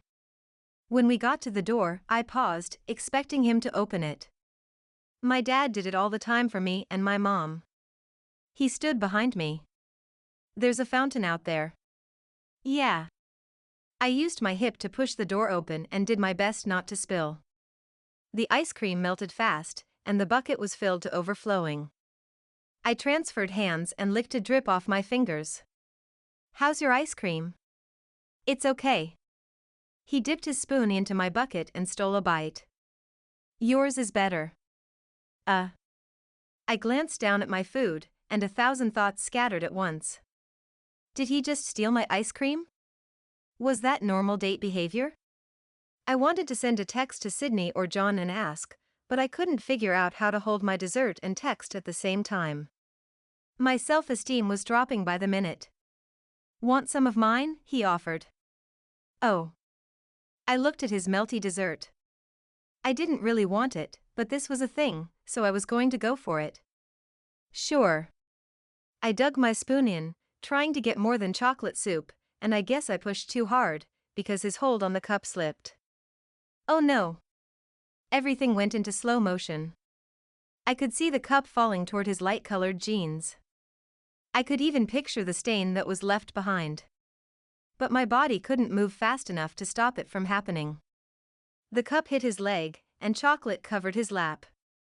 He jumped, sending the ice cream down his leg, where it smeared a line all the way to his shoe. I'm so sorry. I set my pail on the edge of the fountain and handed him my napkin. I should have gotten 20. Brad stared for a minute, and then he tipped his head back and laughed. The sound was maniacal and made the hair on my arms stand up. I took a step back. I'll buy you new pants. Really, I'm so sorry. He settled down and gave me a bemused look. You know what? Let's just wash it off right now. There's a bathroom inside. I pointed over my shoulder. He shucked off his shoes. I have a better idea. He put a hand on the side of the fountain and vaulted over, splashing into the water. Come on, Adele, jump in. He kicked water at me. I ducked away and squealed. You're crazy. People stared at him, pointing and shaking their heads. There was a sign right there by my ice cream pail that said, "Stay out." He'd practically jumped over the top of it, no way he didn't see it. He hopped out and grabbed my arm. Live a little, he said as he dragged me toward the water. He was strong, stronger than I'd given him credit for, and he moved me all too easily closer to his target. I had a sudden and uncontrollable fear of water. I spun in his arms and started pushing back, my hands on his chest. It was nice as far as chests went, solid, but my brain was on fear overload. No, I said firmly. I don't want to. He laughed. That's only because you haven't tried it.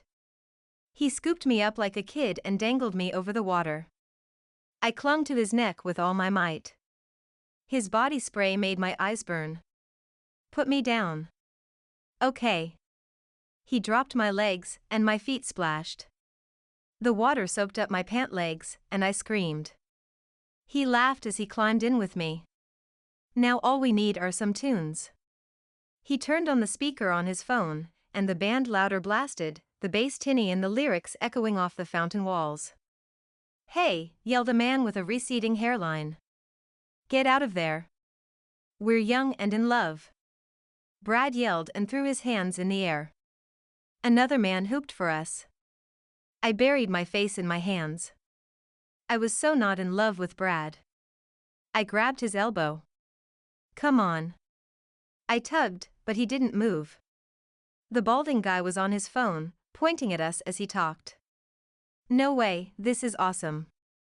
Brad wrapped his arms around me from behind and took a selfie of us. I was so shocked to have him in my personal space that I froze with wide eyes and a slightly open mouth. I would burn that picture off the internet. There were advantages to being able to hack almost any computer system. My mom had helped set up the school firewall, so I hadn't even tried that one. Not that I would. But I could get into his Insta. I follow rules. I like rules. And I hated being in this fountain. Brad released me and focused on his post. I took advantage of the distraction and headed out. My shoes and socks were so wet, I'd have to trash them. As I climbed out of the water, I kicked my ice cream and ended up with splatters on my pants. Great. Now neither of us looked like we could feed ourselves. Freeze, yelled a deep voice. I did just what it told me to do. My one leg was out of the fountain, and the other was in the air. I don't know how I knew that the voice was talking to me, but I did. A second later, Brad's hands went about my middle as he jumped out. He pulled me after him. Run, he insisted. I glanced over to see a police officer jogging our way. He was down the path, and his partner was 20 yards behind him. But Brad took my hand. Run. He tugged me into action, and soon we were sprinting full tilt down the sidewalk. Brad turned left, and I went across the street. A trail of wet footprints would lead the officers right to us. I grabbed my phone and called Rufus. Where are you? I panted. Man, I hated running. My side hurt and my lungs strained. I can see you in my mirror. He honked the horn once, and the lights flashed. Is everything all right, miss? It's wonderful. There was an end in sight. Don't get out. He would normally open my door for me, but I was in a hurry to leave a cold trail, or a dry trail. I looked over my shoulder once and saw the cops stop at the red light. They were pointing to our water spots, looking the way Brad had gone. I landed in the back seat. Can you drive up that way? I pointed back toward the police. I couldn't leave Brad to face them on his own. He might have been the reason we had to run from the police, but he was John's friend. How was I going to explain that he'd been arrested and I'd gotten away? Yes, miss. Just as he put on the blinker to pull into traffic, my phone buzzed a text from John. Are you okay? Brad said he lost you downtown. He's worried about you. Where is he? I texted back. He's on his way home. What? He'd left me? He'd left me. Wow. Just wow. Tell him I'm fine. And then throw away his number, because he's not worthy to be your friend. The pic from us in the fountain came through. Looks like fun. John sent a thumbs up. I rolled my eyes. If he only knew. I stared at the phone, unsure how to explain everything that had just happened. I couldn't quite believe it myself. My breath was barely getting back to normal, and Rufus glanced at me in the rearview mirror every 10 seconds. But maybe I could make this work for me in one way, at least. I forwarded the picture to my dad. Dating goal, check. There. I tossed my phone on the seat next to me and laid my head back against the cool leather. My feet were freezing. The phone dinged, and I glanced down to see Dad's reply. Great job. Social goal number 2, attend a party. Curses. You're killing me, I texted back. How in the world was I going to go to a party? It's not like there weren't parties at school. It was just that I wasn't interested in them. I mean, who wanted to watch the same movie over and over again or play video games until their eyes burned out? I paused. There was one type of party that looked like a lot of fun. They had s'mores there and bouncy houses. I chewed on my lip. No. John wouldn't invite me to one of his mom's get-togethers. I wasn't even sure about his motives for setting me up with Brad. I mean, it was obvious we weren't a good match. Brad was fun times and fountain dancing, and I was not. So what was up with that? It was almost like he wanted the date to fail. But he wouldn't do that, would he? I was beginning to wonder how well I knew John Herrington III. Chapter 13. Sunday brunch was nutty. Really. Every food had some sort of nuts in it, with walnuts being the main event. The oatmeal was pretty good, and I recommended we have it again soon. Mom agreed. Dad could give or take it. He preferred the fresh fruit with nuts and cheese. They had a lot of questions about my date. I finally told them about the fountain thing, leaving out the part of Brad picking me up and dumping me in. For some reason, that made me feel small, and I wasn't keen on sharing it with the people who thought the world of me. I managed to get out of there with my pride intact. Sydney was waiting for me when I got back to the dorms. I pulled out a bag of root beer gummies and told her everything.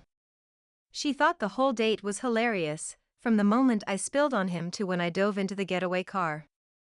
I was dying to know what Brad had told John, but we couldn't come up with a way to ask him without sounding like I was interested in going out with Brad again.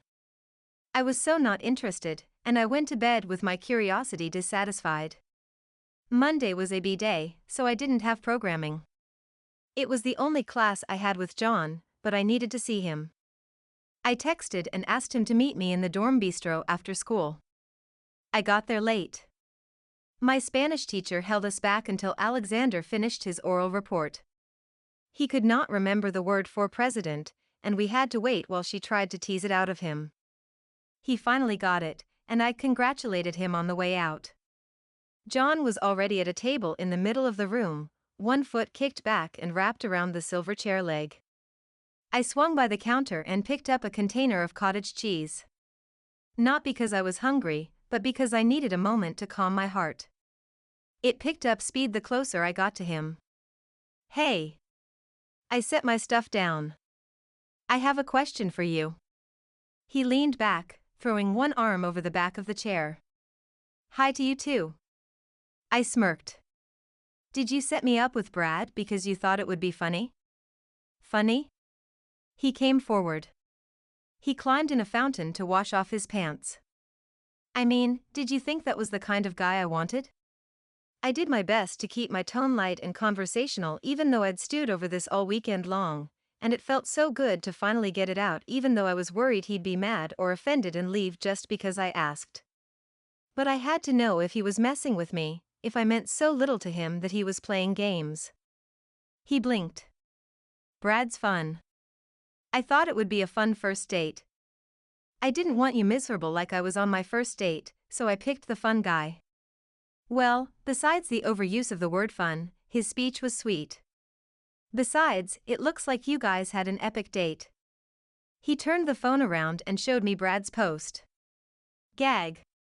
That's horrible. My eyes were huge, my nose wrinkled, and my hair had caught on his arm and was lifted high. I shoved his phone away. I'm so hacking his account and deleting that. I pulled out my laptop to do just that. John put his hand on his fist and leaned on his elbow. You can do that? Watch me.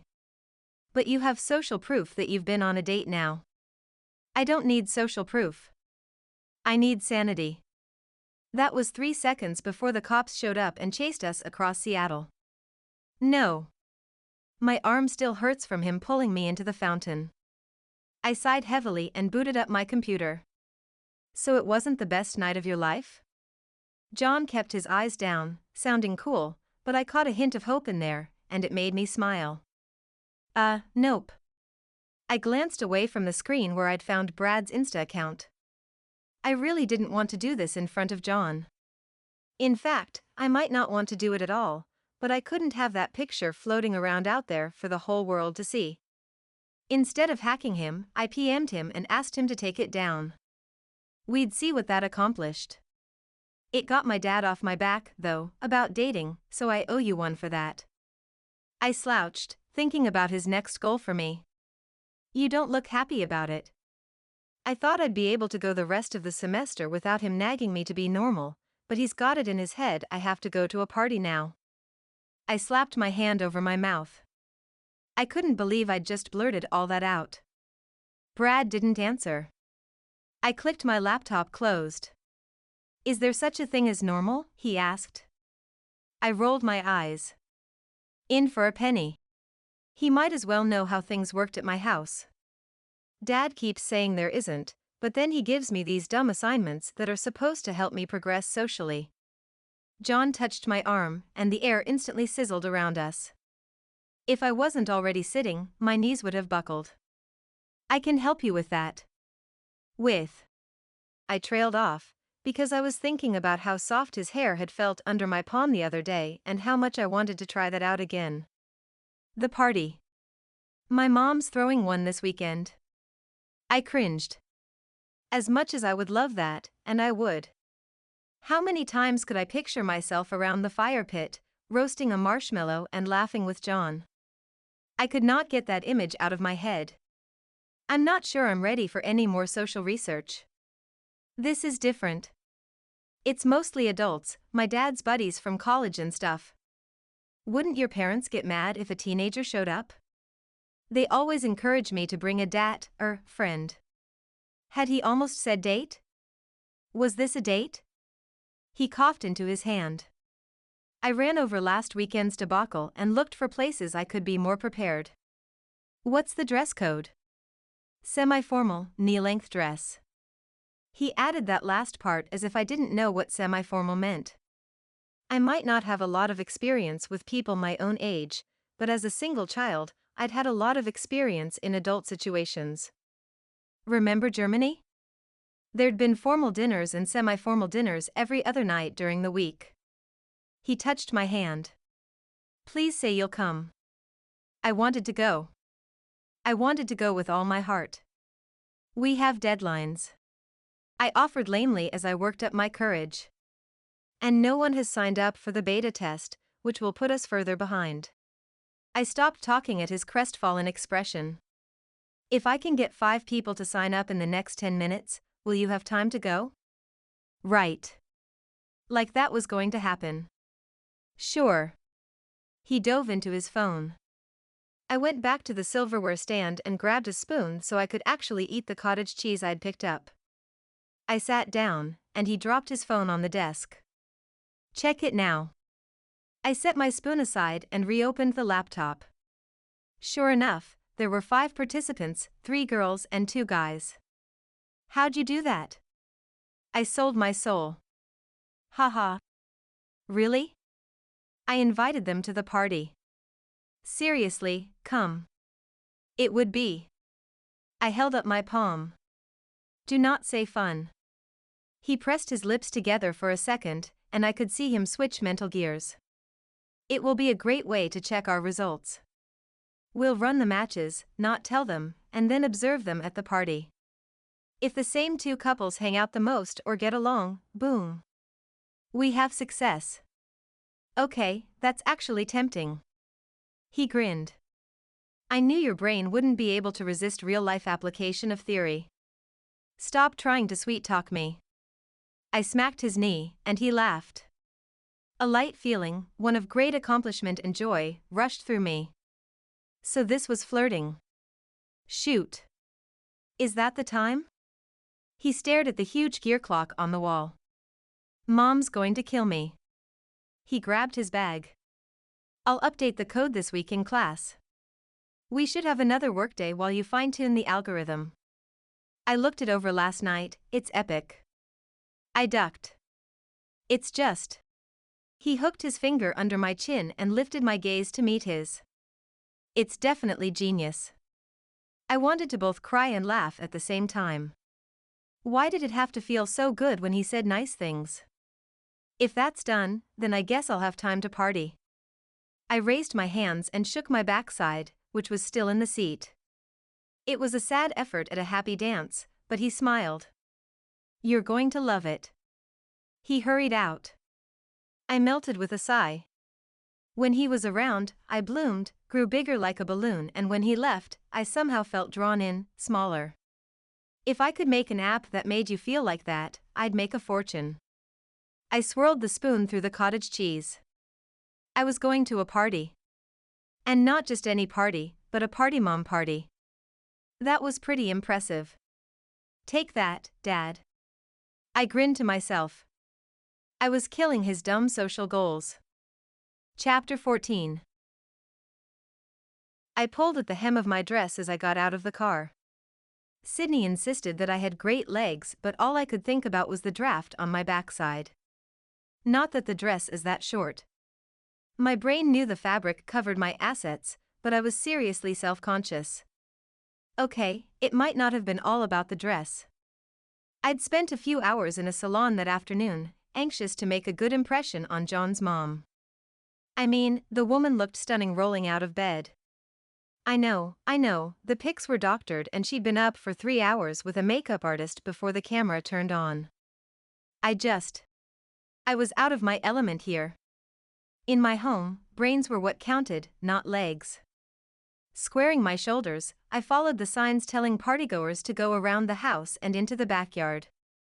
My body buzzed with nerves and excitement. I was finally going to step into the magical world of Party Mom. The cobblestone path was framed by large green bushes covered in white flowers and passed through a wooden gate.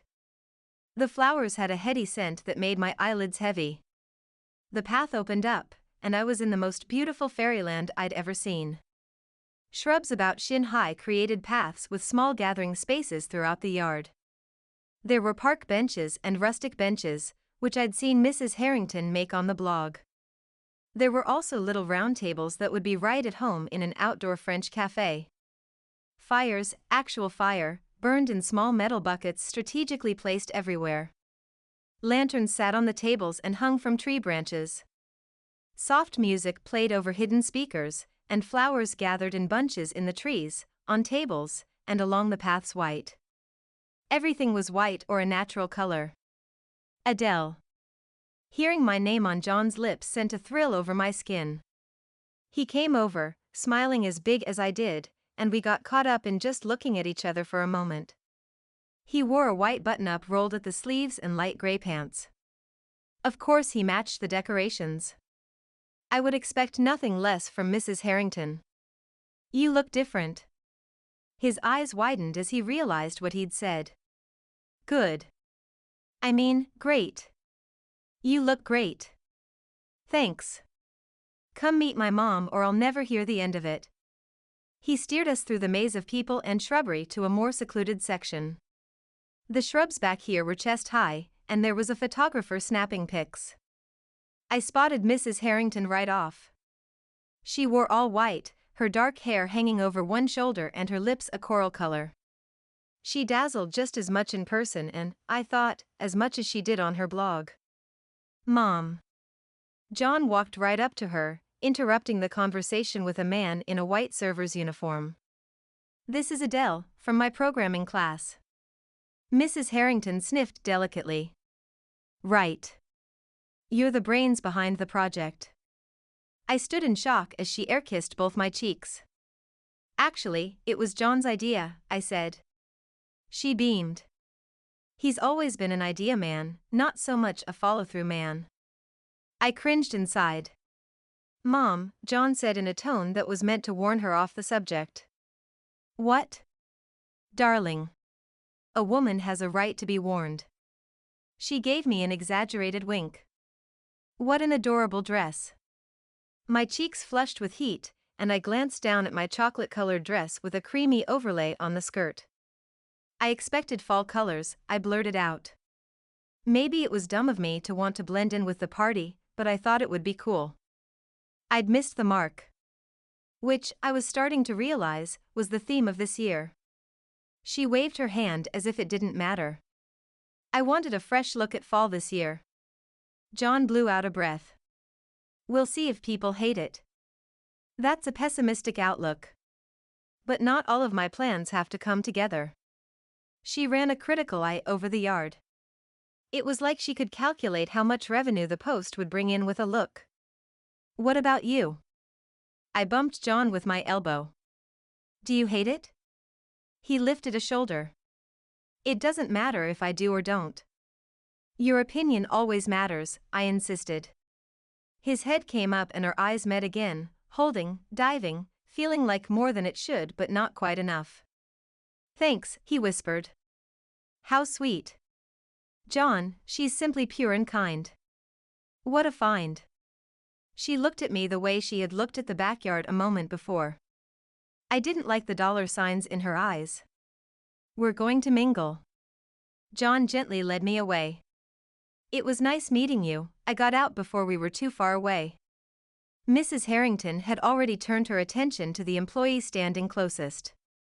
John took my hand, sending a shock wave through my body, and guided me through the crowd. Come on back. The test subjects are all here. My tongue felt like it was covered in peanut butter as I tried to come up with something intelligent to say. What were the matchups? It appeared we weren't going to talk about what had just happened. Which was fine, because I wasn't sure what that was. A job interview? A test? Grayson and Brittany and Trent and Candy, he said over his shoulder. I could remember that. I put meeting his mom in the past and decided to focus on the here and now and the feel of my hand in his. We made it to a table that was for standing only. John introduced me.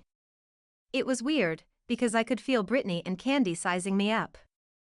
I was suddenly grateful to Sydney for insisting on the dress. It was right in line with what they wore, and I felt like I'd passed a test. Grayson went back to his story, something about a baseball game he'd gone to in Boston. I half listened as I took in the guests. There were a few famous actresses and actors. No one really big name, but people I knew I should know and didn't. I prayed I wouldn't have to talk to them. I saw the mayor and several senators. John hadn't been kidding when he'd said this was a party for his parents to make connections. I also saw several parents of kids that went to my school. A few nodded my direction when they caught me looking. So I ended up playing Halo with him. Grayson finished his story, and everyone exclaimed in shock at the outcome. I dropped my jaw and laughed right along with them, even though I had no idea what he was talking about. Do you want to dance? Trent asked Candy. Yes, please. She rolled her eyes at Grayson and grabbed Trent's hand. I looked down at my own to realize John was still holding on to it. I hadn't forgotten, it was more like I felt comfortable with my hand there, like my hand was made to be held by his. He pointed to the bar. Do you want to try an Italian soda? Sure. At that moment, he could have asked if I wanted to watch a cat sleep, and I would have followed him. We left Grayson and Brittany at the table. He started in on another story, and she laid her hand on his arm as she giggled. I'm pretty sure we knocked it out of the park with this one. I pointed over my shoulder as we got in line. He nodded. If we could get one of them to go to homecoming together, I can post their picture and link to the app. More people will sign up. Success breeds success. Exactly. He swung our hands a little. I was thrown off by the electricity pulsing under my skin. I wasn't the most knowledgeable about social situations, but the only people I'd seen hold hands were couples. He caught me looking at our interlaced fingers. Tonight's all about research, right? He asked quietly, just for me. I breathed in his scent. It was shaving supplies and hair gel, but also something else, something that was just him. I nodded shyly. Can you release the results to them? He jerked his head, indicating the table we'd just left. I scrambled for my phone in the impossibly small purse hanging over my shoulder. I'd practically forgotten it was there. With a few taps, the results were out. They should get a notice in a minute or two. Perfect. We got our drinks and went back to the table. I let my right hand hang by my side, and John snatched it up. It was the best feeling ever. Brittany had her arm through Grayson's, and her head on his shoulder, where he could get the full effect when she batted her heavy eyelashes. I kind of wondered how she managed to keep her eyes open under those caterpillars. You guys are so great together. John lifted his glass in their direction. But I knew you would be. How? Demanded Grayson. He seemed like the skeptical type. Unless he'd done it, it wasn't cool. I guess that worked well when you were a record-setting pole vaulter. That was one thing that had brought them together on the app, they both did track and field. Brittany was an ex-gymnast who also pole vaulted. I'd seen her routine before she started her run. It was all flinging arms as if acknowledging a set of judges and stepping toe first up to the line. Because our app hooked you two up. He grinned behind his glass. I did the same as both of them checked the app on their phones. Nice. Grayson nodded his head appreciatively. Brittany practically glowed. So what does this mean? Well, I sipped my drink and set it down. If you both click on the dateable button, then you'll see they did it before I had a chance to finish. You can now message back and forth. If you want, you can go to homecoming together. Grayson typed quickly. Brittany's phone chirped, and she giggled, typing back. When Grayson's phone chirped, he grinned. It worked. So, you're going together? I needed absolutes, not little smiles and my best guess. Yes. Brittany threw her arms around his neck and kissed his cheek. Let's go tell my mom. She half dragged him away, a goofy smile on his face. John lowered his phone. I hadn't even realized he'd been taking pictures. He looked up and glanced around. Let's get this thing out of beta. He started toward the house, taking me with him. My pulse thrummed like wings. Tonight? Yeah, we need to strike while it's going well. But it was only one couple. I tripped over the threshold into his kitchen. The place was spotless white, a creamy Easter blue, and stainless steel. Lots of steel, which gave it a sterile feeling. Appreciated in a kitchen, but I hoped the rest of the house wasn't this cold. He pressed forward, through a dining and sitting room, a billiards room, and a movie theater that looked like an Italian grotto. The wall covered in marble was probably a fountain that had been turned off. There were water stains on the rocks. I slowed down to take it in, but he pulled me onward. Almost there. I picked up the pace, and we made it to a home office with a glass ceiling. An actual glass ceiling. Is this your dad's office? Yeah.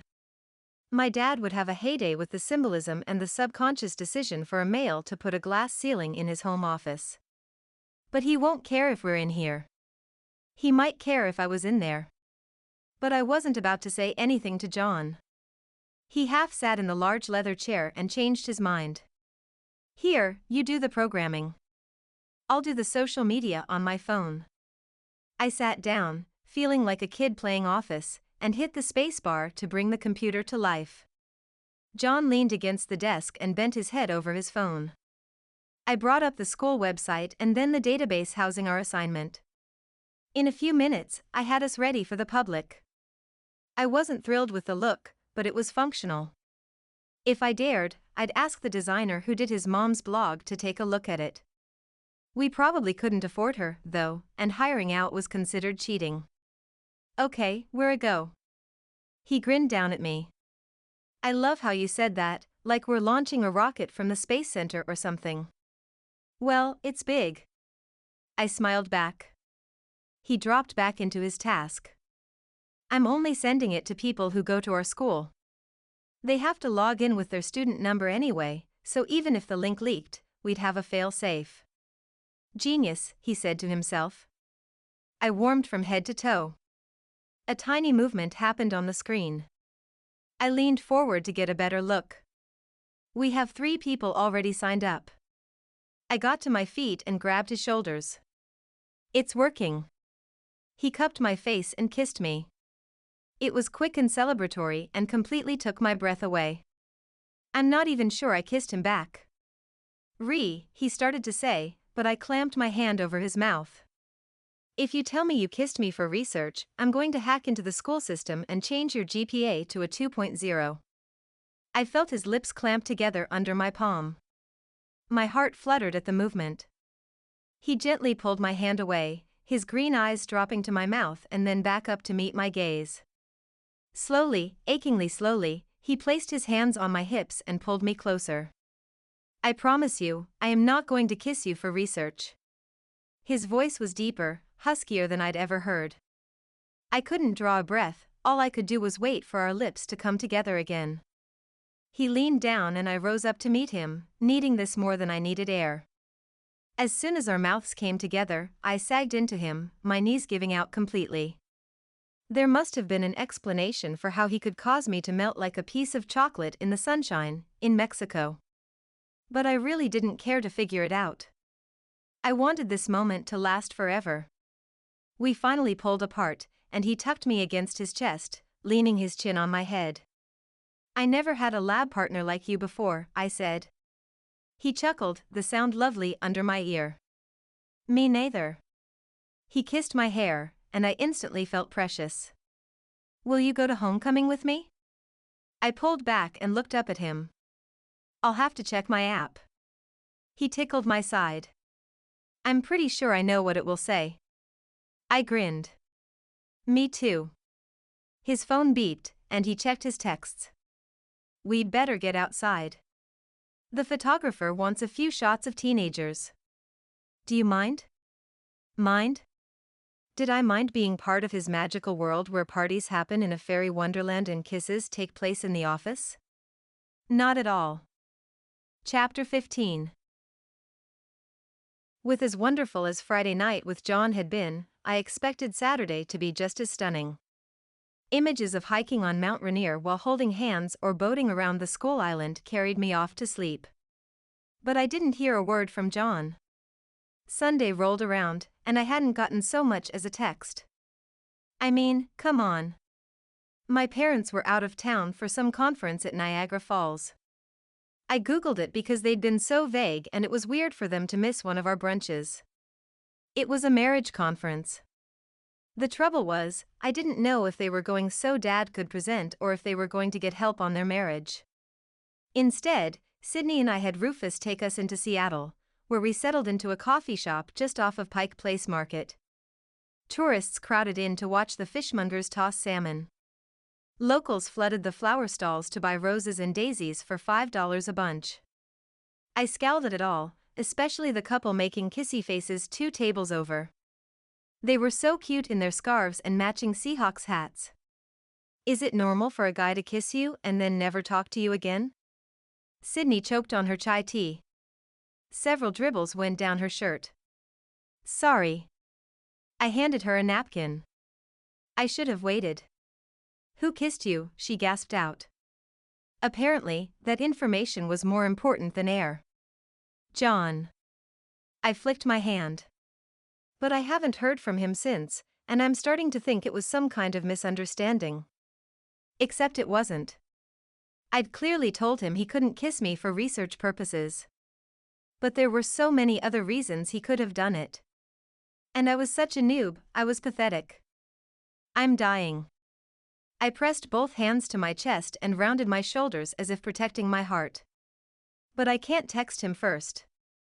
Why not? Because I have no idea what to say. I'm so not cool, and I would come off sounding pathetic. She got on her phone and found him online. Looks like he's spent the last couple of days water skiing with his family and some friends. I pulled her phone over so I could see it better. Oh, gag. Nicole. Really? I threw her hand and phone back at her. My insecurities ran amok. It's nothing. Nicole and Terrence are a thing now. How do you know this? Sydney was like a magic mirror of information. Terrence was a forward on the basketball team. His dad had played professionally for 10 years and was a legend. It's all over her feed. She showed me pics of them kissing in front of the Space Needle. So cliché. Not saying I wouldn't totally give my laptop for a pic like that with John. My phone beeped, and I checked the latest match. I'd programmed the app to let me know when 2 people matched up and agreed to go to the dance through the app. So far, we had 11 couples. 12 now. Oh no. I stared at the screen. Oh no, no, no. What? Sydney demanded. I debated confidentiality versus the situation about to blow up in my face. John and I hadn't ever discussed about the point when we could talk about the matches on the app. And since he wasn't talking to me, I needed someone to go to for guidance. My app just matched Terrence with Jenica. Sydney's nose wrinkled. The girl who was the lead in the musical last year. Yeah. I flipped back and forth between their profiles. But isn't she dating Kevin? Yeah, I repeated. Why are they even trying your app? I don't know. I whined. Maybe they wanted to see what was out there, or they did it on a dare. How am I supposed to know the mind of a teenager? She pressed her fingers to her temple. Oh, this is not good. No, I crossed my arms on the table and laid my head down. I have a very bad feeling about this. She grabbed my shoulder. You need to tell John. I can't. I wailed into the tabletop. He kissed me, and like a lovesick fool, I thought it meant something. I'm so embarrassed. Don't be. She rubbed my back. I'm sure he cares about you. I wished I could agree with her. Instead, I sat up and scrubbed my face. My project is about to blow up in my face. Nicole won't take this lightly. She'll probably kill me. Want to sleep in my room tonight? You can testify in court at the murder trial. She stuck out her lower lip. I won't let her within 10 feet of you. Thanks.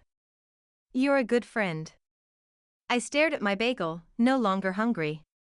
As far as last meals went, this one was subpar. Chapter 16. It was just a kiss, I muttered under my breath as I maneuvered my way down Jock Hall to the locker room. All the athletes had their lockers here because they spent most of the day in training. The rest of us mere mortals had regular gym classes. Coach Nicholson had sent out a text the night before that we should carb up because we were running 5 miles today. 5 miles. I hated him because 5 miles was monotonous and left my brain free to stress over John, the kiss, the lack of phone calls/texts from him, and his party weekend with Nicole. I made it to the locker room and changed quickly but barely made it out to the track before he fired the starting gun. I glared at him. You realize this is not a race, right? I knelt down to attach a tag to my shoe that would count my laps.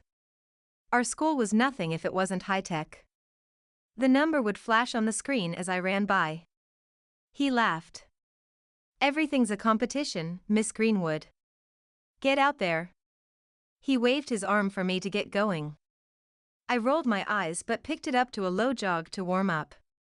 I made it around once and limbered up enough to go faster. I was on my 3rd lap when I felt a presence at my elbow. On your left. I started at the deep voice. Our class wasn't co-ed. Stumbling, I turned to see John, wearing running shorts and a t-shirt that hugged his chest as tightly as I wanted to. I schooled my feelings and told the butterflies spinning circles in my stomach to knock it off. He'd kissed and run, that wasn't cool. We have a problem. He wasn't even breaking a sweat, and I could feel moisture collecting under my bra. In about 30 seconds, I was going to melt in front of him. Where did you come from? I asked. I snuck out of history. Shoo, I'm in disguise. His eyes danced with mirth. What problem? As far as I could see, there were several problems between us, starting with a kiss that I was starting to think I'd imagined. Nicole. He pointed to the phone strapped to his arm in some kind of running band. I instantly wanted one. My phone was back in my locker. What about her? I emotionally braced myself for the words I knew were coming. He'd realized he was totally in love with her and was taking her to homecoming. I couldn't breathe. That could have been because I had to sprint to keep up with John's long legs. I tried to look at the screen while we ran, but couldn't read the tiny words. I grabbed his arm and held it in front of me. His skin was warm, and he smelled spicy. He had to be ahead to make it work, but he adjusted without complaining. I scanned the post. Terrain had dumped Nicole and asked Jenica to the dance because our app had matched them up. All my fears were right there in black and white. Oh no. Yeah. She's calling us a hoax and threatening to socially destroy anyone who uses the app. She can't do that. She did. He had to look over his shoulder to talk to me. I let go of his arm and moved up beside him. My brain wasn't running as fast as my feet. I blamed it on the distribution of blood. When I ran, it all pooled in my legs and left me lightheaded. See? Running sucks. Even with my mental issues, I caught on that he wasn't dumping me for Nicole, and I broke into a smile. He pulled his eyebrows together. I thought you'd be more upset. We had 12 kids drop out, and no one new has signed on. I cursed. My dream was falling to pieces around me, and I was gathering daisies about a cute boy. Pay attention, I scolded myself. We may have to adjust the algorithm to include a crush. My brain was a lap behind, but I did my best to drag it along. Why? What do you mean? If someone has a crush on someone else and they don't get matched up, they won't enjoy the date as much. But if there's a way to give precedence to a crush, then our matches would be more successful. At least in the initial phase. How they get along at the dance is up to them. He was shaking his head long before I finished talking. No one's going to tell us that. It's secure. No one is breaking into our database. He breathed through his nose for a minute as he thought. I think your rep would be insurance enough. No one would question you if you said it was safe. I warmed all over in a way that had nothing to do with being on my fifth lap. Do you think so? Yeah. Everyone knows you're a genius. Then why wouldn't they trust the app? Because they have proof that it broke someone up. I moaned. They'd been dating for, 2 days. Right. We passed Coach, and John lifted 2 fingers in a wave. I gasped. I thought you were flying under the radar. The best way to do that is to be as visible as possible. Sneaking around only makes you look guilty. I laughed. You've got guts. I'll give you that. Okay, back to this crush thing. What do we do if, say, 3 guys like 1 girl? He looked at me hard, out of the corner of his eye. I had this weird feeling that he was talking about me. But I couldn't come right out and ask. Just like I couldn't ask him what the kiss meant to him. I mean, 3 guys couldn't be crushing on me. I would have known. Okay, probably not. I had no idea what was going on in the world of crushes outside of my own. I guess the guy she has a crush on wins. I met his stare, hoping he understood that I was trying to tell him I liked him back. We drifted closer together, and my stomach fluttered.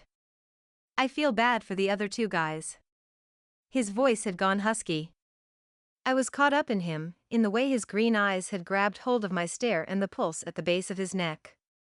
I wanted to touch him, to assure myself that he was real and looking at me like I was the only person in the world, in his world. Adele, I wanted to tell you. Just as I reached out, I ran smack into Jenny Meek and we both fell in a tumble. Jenny screamed like I'd dropped a snake in her shirt. I tucked and rolled to the best of my ability, but my elbow stung with track rash. Jenny threw her black hair off her face and glared at me. You idiot. She added a bunch of other words, some I'd heard before, but others were new. We're always expanding our vocabulary here at MLA. Jenny was part of a clique with Chloe Davenport. Chloe wasn't someone you wanted to mess with, because she'd done some horrible things. Her family lawyer probably hated her because she added work to his already full load. Great. Now I'd not only ticked off Nicole, but Jenny too. Sorry, I mumbled as John helped me up. I brushed off my palms, and he reached for Jenny. She instantly brightened and gave him a pouty look. I think I hurt my ankle. Can you help me to the nurse? She hung on his arm like a Christmas tree ornament, all hooks. He glanced at me. Go on. I have to finish my laps anyway. I glanced down to make sure my knees were unscathed. The small rash on my elbow wasn't bleeding and didn't need attention, but it stung something fierce. Are you sure you can't come? He glanced down at Jenny. My grade depends on this, and I don't have time this week to make it up. The more he looked like he wanted me with him, the more I wanted to go. I was just about to give in and figure the rest out later when Coach showed up. What's going on? Jenny drew tears to her eyes. I didn't know how she managed to pull them out of thin air, but she did. Adele tripped me. On accident, I added quickly. John offered to take me to the nurse. My ankle really hurts. John shook his head. Jenny couldn't see it because she was so much shorter than him, but Coach did. Too bad it didn't make a difference. Thanks, John. He clapped him on the back and sealed our fate, at least for the rest of the period, and left. At least at the nurse's station, you can get a slip to excuse you from history, I offered with a lift of my palms. He laughed. A silver lining. I smiled, that same feeling of warmth and gooiness came over me when he'd looked into my eyes. Get going, Greenwood, Coach barked. I jolted back to the track and started up, my knees feeling like they weighed 300 pounds. It wasn't until I was halfway around the track that I realized John had been distracted by me too. And he'd been about to say something important when I'd bumbled into Jenny. The last 3.5 miles flew by as I obsessed over what he was going to say. Chapter 17. Later that night, I was in the bistro with Sydney, recounting the gym class experience in hushed tones. Tonight was Asian food night. I'd had 4 egg rolls, and my stomach was trying to figure out if it hated me or not. So he skipped class to hang out with you? Not really. Our project is in a crisis. More than you know. John grabbed the chair next to me, flipped it around, and rested his arms on the back. The only 2 left are Grayson and Brittany. He spied the last egg roll on my plate and grabbed it. I'm starving. He took a bite and sagged in his seat. This is so good, he mumbled. I pushed my untouched bowl of Sean noodles toward him. You did almost run a mile today. He smirked at me, and my heart somersaulted. You're not skipping out on something, are you? I glanced at my phone. It was after 6, and he was usually hard at work as party kid. Yeah. I'm skipping my mom's photo shoot. He shoved in food. That's an impressive use of chopsticks, Sydney said appreciatively. She'd once joked that all she had to do to lose weight was eat every meal with chopsticks. I cringed. Is your mom going to be mad? He lifted a shoulder. I don't care. She doesn't give a rip about what's important to me. But I mentally raced through her blog. She's always inviting your friends over. And she makes your favorite breakfasts from scratch on the first day of school. He snorted. The food is inedible after the photographers get done with it. I had a Pop-Tart. He set the empty bowl down. And she only invites my friends so she has people to photograph. I'm basically a store mannequin for her to dress up and show off. Ouch. I placed a hand on his arm. The connection I felt with him, the one that was stronger than common sense, sparked to life. Anyway. He set the bowl down, and I pulled my hand away. I had a ton to do and needed to be away from the house. It's Magnificent Monday, and that's a zoo. I'd seen so many Magnificent Monday posts. They were one of my favorites. Mrs. Herrington would play dress-up with John's little sisters. They'd take pictures, have tea parties, and nibble on chocolate truffles. Or they'd do homemade spa days. I couldn't believe anyone looked good in an oatmeal mask, but they did. So, we're basically dead in the water on this app. I'm sorry. We should have gone with your idea in the first place. I didn't know it would fall apart on us. He set the bowl down, his face long. It's not your fault. It wasn't. If anything, it was my fault. I was the one who'd programmed the compatibility stuff. Besides, something good came out of it. I nodded, indicating that he should look behind him. He and Sydney turned at once. 2 tables over sat Grayson and Brittany. Brittany was gazing up at him shyly, and he whispered something in her ear. She smiled, her whole face lighting up. The moment was Meg Ryan worthy in its sweetness and perfection. Sydney sighed happily. They are so cute together. I sat up straighter. And Jenica and Kevin are going to the dance together. I saw it on her feed. She's really happy. Yeah. We can feel good about that, said John. But what about the TACS Award? Asked Sydney. I gave her a hard look, telling her to keep it quiet. John flipped around. What about it? I begged Sydney to be silent. She glanced back and forth between the two of us.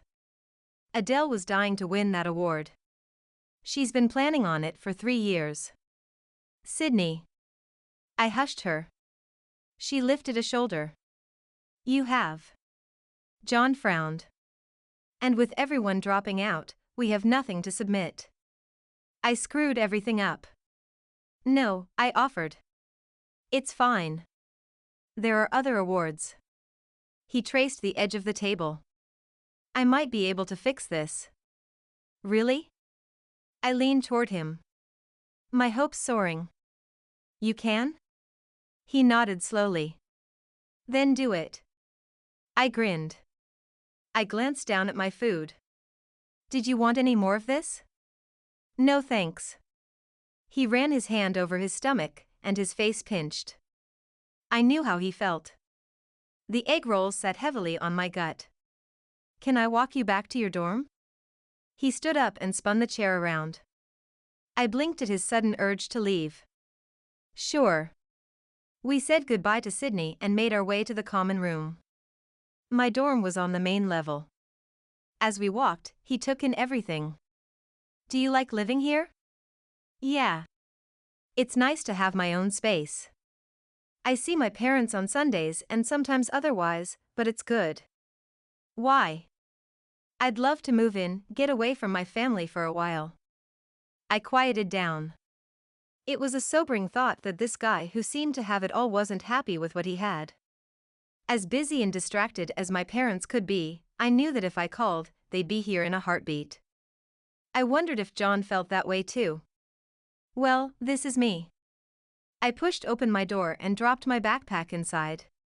He rushed me, putting his hands on my sides and pulling my body flush with his as we landed against the wall. The world spun, and my breath hitched. John? I whispered. He searched my eyes for a brief moment. I caught something there, something that didn't quite fit. And then his lips were on mine, and my brain, my heart, all of me was full of him. I wrapped my arms around his neck and kissed him back. He moved slow, like he had all the time in the world to share this moment. When we were both out of breath, he pulled back and dropped his hands. I'm really glad I got to know you. His words were 7% off their mark, his tone not quite delicious enough. It was almost like he was saying goodbye. But that couldn't be right. You flipped my brain upside down. I stared at him. He had such a nice face, beautiful, really. He chuckled. I know how that feels too. With that, he grabbed his bag and left. I sagged all the way down to sitting cross-legged on the floor. John Herrington III, you are the most confusing boy I have ever met. And the best ever. Chapter 18. I had a great week. John and I met up as often as possible, stealing kisses when no one was looking. He ditched his mom's thing again on Wednesday, and we went out to eat. I laughed through dinner. I don't think I'd ever felt so light. The only problem was when we were in school. He didn't hold my hand in the hallway like all the other boyfriends did. I worried about it and talked it over with Sydney. She said to stop obsessing and just enjoy the moment. I did. But then, when he'd go home, he'd disappear. I got that his mom controlled his house. He'd made a few more comments along that line, but I didn't see why he couldn't text or call. Or text. Usually I would have an hour or two a night that I could watch movies with Sydney or just hang out. But I spent so much of my school day daydreaming about John that time escaped from me, and I scrambled to accomplish even the smallest assignments. Our project continued to tank. Mr. Hubert said that we had to get some concrete matches to prove the viability of the project, or he wouldn't recommend it for the TACS Award. I borderline didn't care. I mean, as long as I got John out of the whole thing and we got an A in class. I could skip the competition. I had it bad for John. He was in my brain. I also had a huge internal debate over inviting him to Sunday brunch. I waffled all week long. I'd never taken anyone home for brunch, not even Sid. So it was a huge step. So was meeting his mom. I felt like I should reciprocate, and the least awkward way to do that was brunch. But then, on Saturday morning, he posted a pic of him and Nicole, just the two of them, assembling decorations for his little sister's B-day party. I wanted to throw up. If they didn't look so good together, I might get over it, but they both had shiny hair, his several shades lighter than hers. And the way she gazed up at him, like he invented the alphabet, gag. Mrs. Herrington posted a teaser about John and Nicole going to homecoming together. I spent the rest of Saturday in a gummy bear-induced coma. John had asked me. I knew her post was probably for ratings, but I couldn't stop the tear in my heart from hurting. He could have invited me over to make decorations. I wasn't crafty, but I could fake it for the camera. Sunday morning rolled around, and I thought about calling in sick for brunch with my parents. But one look at the candy wrappers strewn about my room, and I did not want Mom and Dad showing up on a mercy mission. They'd freak out and think I wasn't responsible enough to live on my own. They might even insist I move back in with them. I was a sophomore in high school. I could do this. I put on my big girl panties and met Rufus out front. He had a jaunty smile for me, probably glad I'd given up my dancing in fountain days and decided to straighten out my life. If he only knew. The sky was cloudy and gray, promising rain. I prayed it would deliver. Not only was I in the mood for a downpour, but it would ruin whatever outdoor activity Mrs. Herrington planned for John and his new BFF. Seriously? Nicole? Brunch was skillet meals. We could pick from any one of a dozen different skillets. They all had some kind of veggie and meat. I drowned mine in cheese. Mom lifted an eyebrow. What? You're not going to eat it, I teased, though my tone was flat. Dad rubbed his palms together. You've been knocking it out of the park with your goals this year, honey. We are so proud of you. Mom patted my hand. You're growing in wonderful ways. I smiled without showing my teeth. I felt like I was shrinking. For all I knew, John was kissing Nicole right now over their own brunch creations. I'd wanted to talk to Mom about shopping for a dress, but the words globbed together and refused to come out. What if he had dumped me for her? So, next goal, Dad started. Stop. I cut him off with a glare. I was stretched too far as it was, I couldn't take any more. He blinked several times before softening his features into a placating look. Honey, there's no reason to worry. You didn't think you'd have fun with the first one, and you did. I stood up, anger, adrenaline, and a sense of self-preservation pulsing through my veins. No. No more goals. No more planning out my life. No more interfering, and yes, it's interfering. I refuse to be your guinea pig. Honey, it's not like that. Really? Tell me you're not writing an article about this for Parents and Psychology. He hesitated just long enough for me to know I'd hit the nail on the head. You are, aren't you? You've made such wonderful progress. He reached for my hand, but I snatched it away. And I don't see you as article fodder. If you loved me, you'd ask me what I wanted to do and help me get there, not force some unrealistic social expectations on me so that I have to date, go to parties, and get my heart torn out. I started pacing. The past 4 years flashed before my eyes. I'd willingly jumped into planning sessions and goal setting, but how much of it had been about me and how much was about Dad and his career? I just want to win the TACS Award, go to college, and live my life. I shouldn't have to worry about my parents thinking I'm behind in something. I don't need that kind of pressure. Adele, my mom said in her warning tone. I spun on her. No. You're just as bad. You could have told him how important the TACS Award was and stopped him from pushing the partners thing. But you didn't. I stomped from the room. Neither of them came after me, which made me even more sad. When I was a kid, they refused to let angry words hang in the house like Christmas stockings. But they let me leave. I landed in the back seat of the car, swiping tears off my cheeks. "Take me back to school, please," I rasped. Rufus cast a concerned look in the rearview, but I refused to meet his gaze. The car pulled away and I wrapped my arms around myself. I was so tired of people playing with my heart. My parents. John. From here on out, I would stick to ones and zeros. Chapter 19. I didn't want to, but I stared at the door to our computer programming class, waiting for John. I didn't want to see him. But I did. We'd left for the weekend with a kiss, but then he'd spent time with Nicole, and posted about it. And then she posted about it. What was I supposed to think? She torpedoed our project, and he cooked muffins with her. I couldn't decide what was real and what wasn't. Were we a thing? Did he like me? Or was I just someone to make out with when no one was watching? Gag. That made me feel awful about myself. What was worse was that I would consider making out with him again. I enjoyed it that much. I was so messed up. John dragged himself into class. His hair spiked in all directions, and his tie was crooked. He had bags under his bloodshot eyes. Good. He should feel horrible.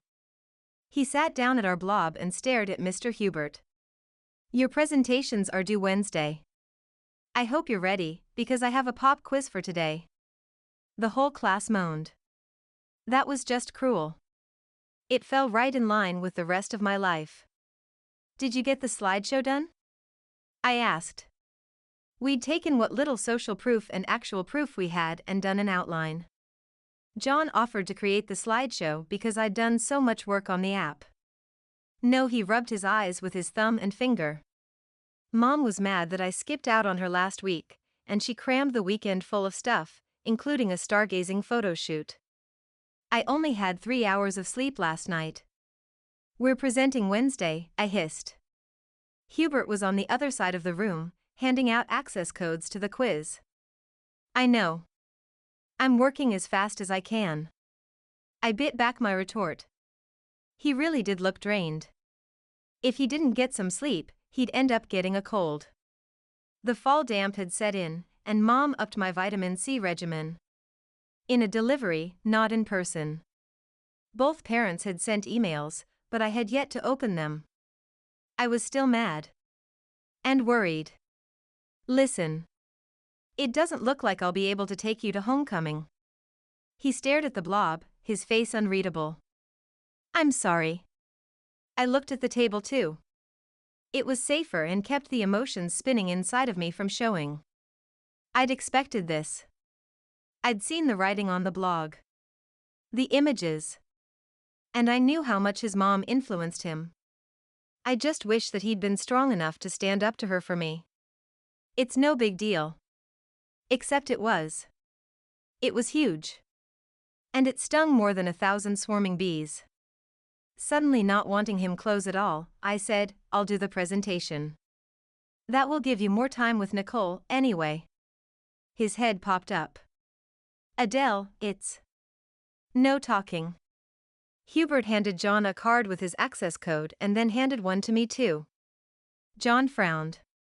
"Headphones if you have them." Hubert rapped his knuckles on my desk. I pulled out my noise-canceling headgear and put it on. The quiz took half the class time, and I spent the rest of it building our presentation.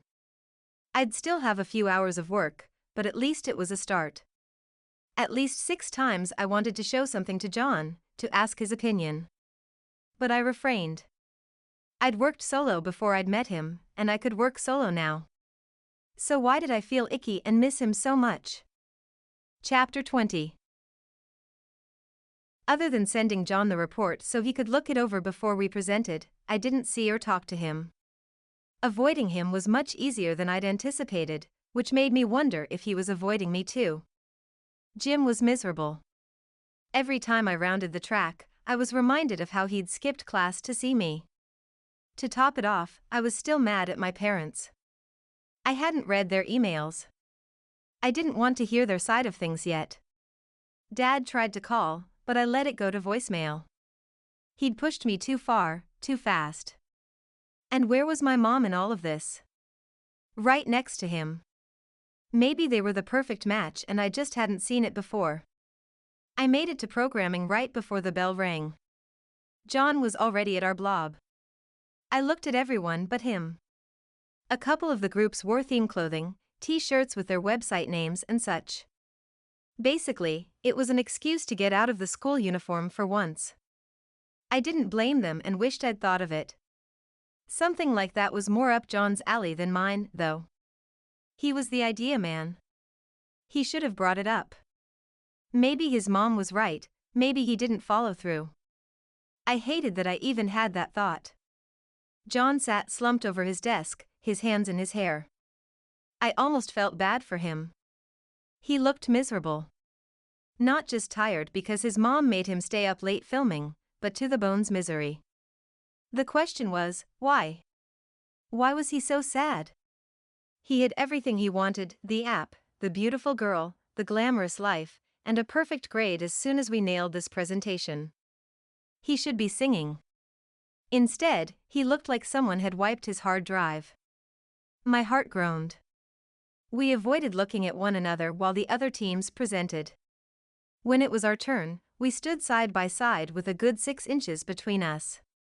One of the hardest things about being a teenager is navigating the social aspects of high school. I worked to swallow, my mouth was so dry. Dating can be especially difficult, as people continually put themselves out there only to be rejected. John picked up. While many students may want to go to homecoming, they might be tired of getting shot down or feeling foolish for asking someone who has already been asked.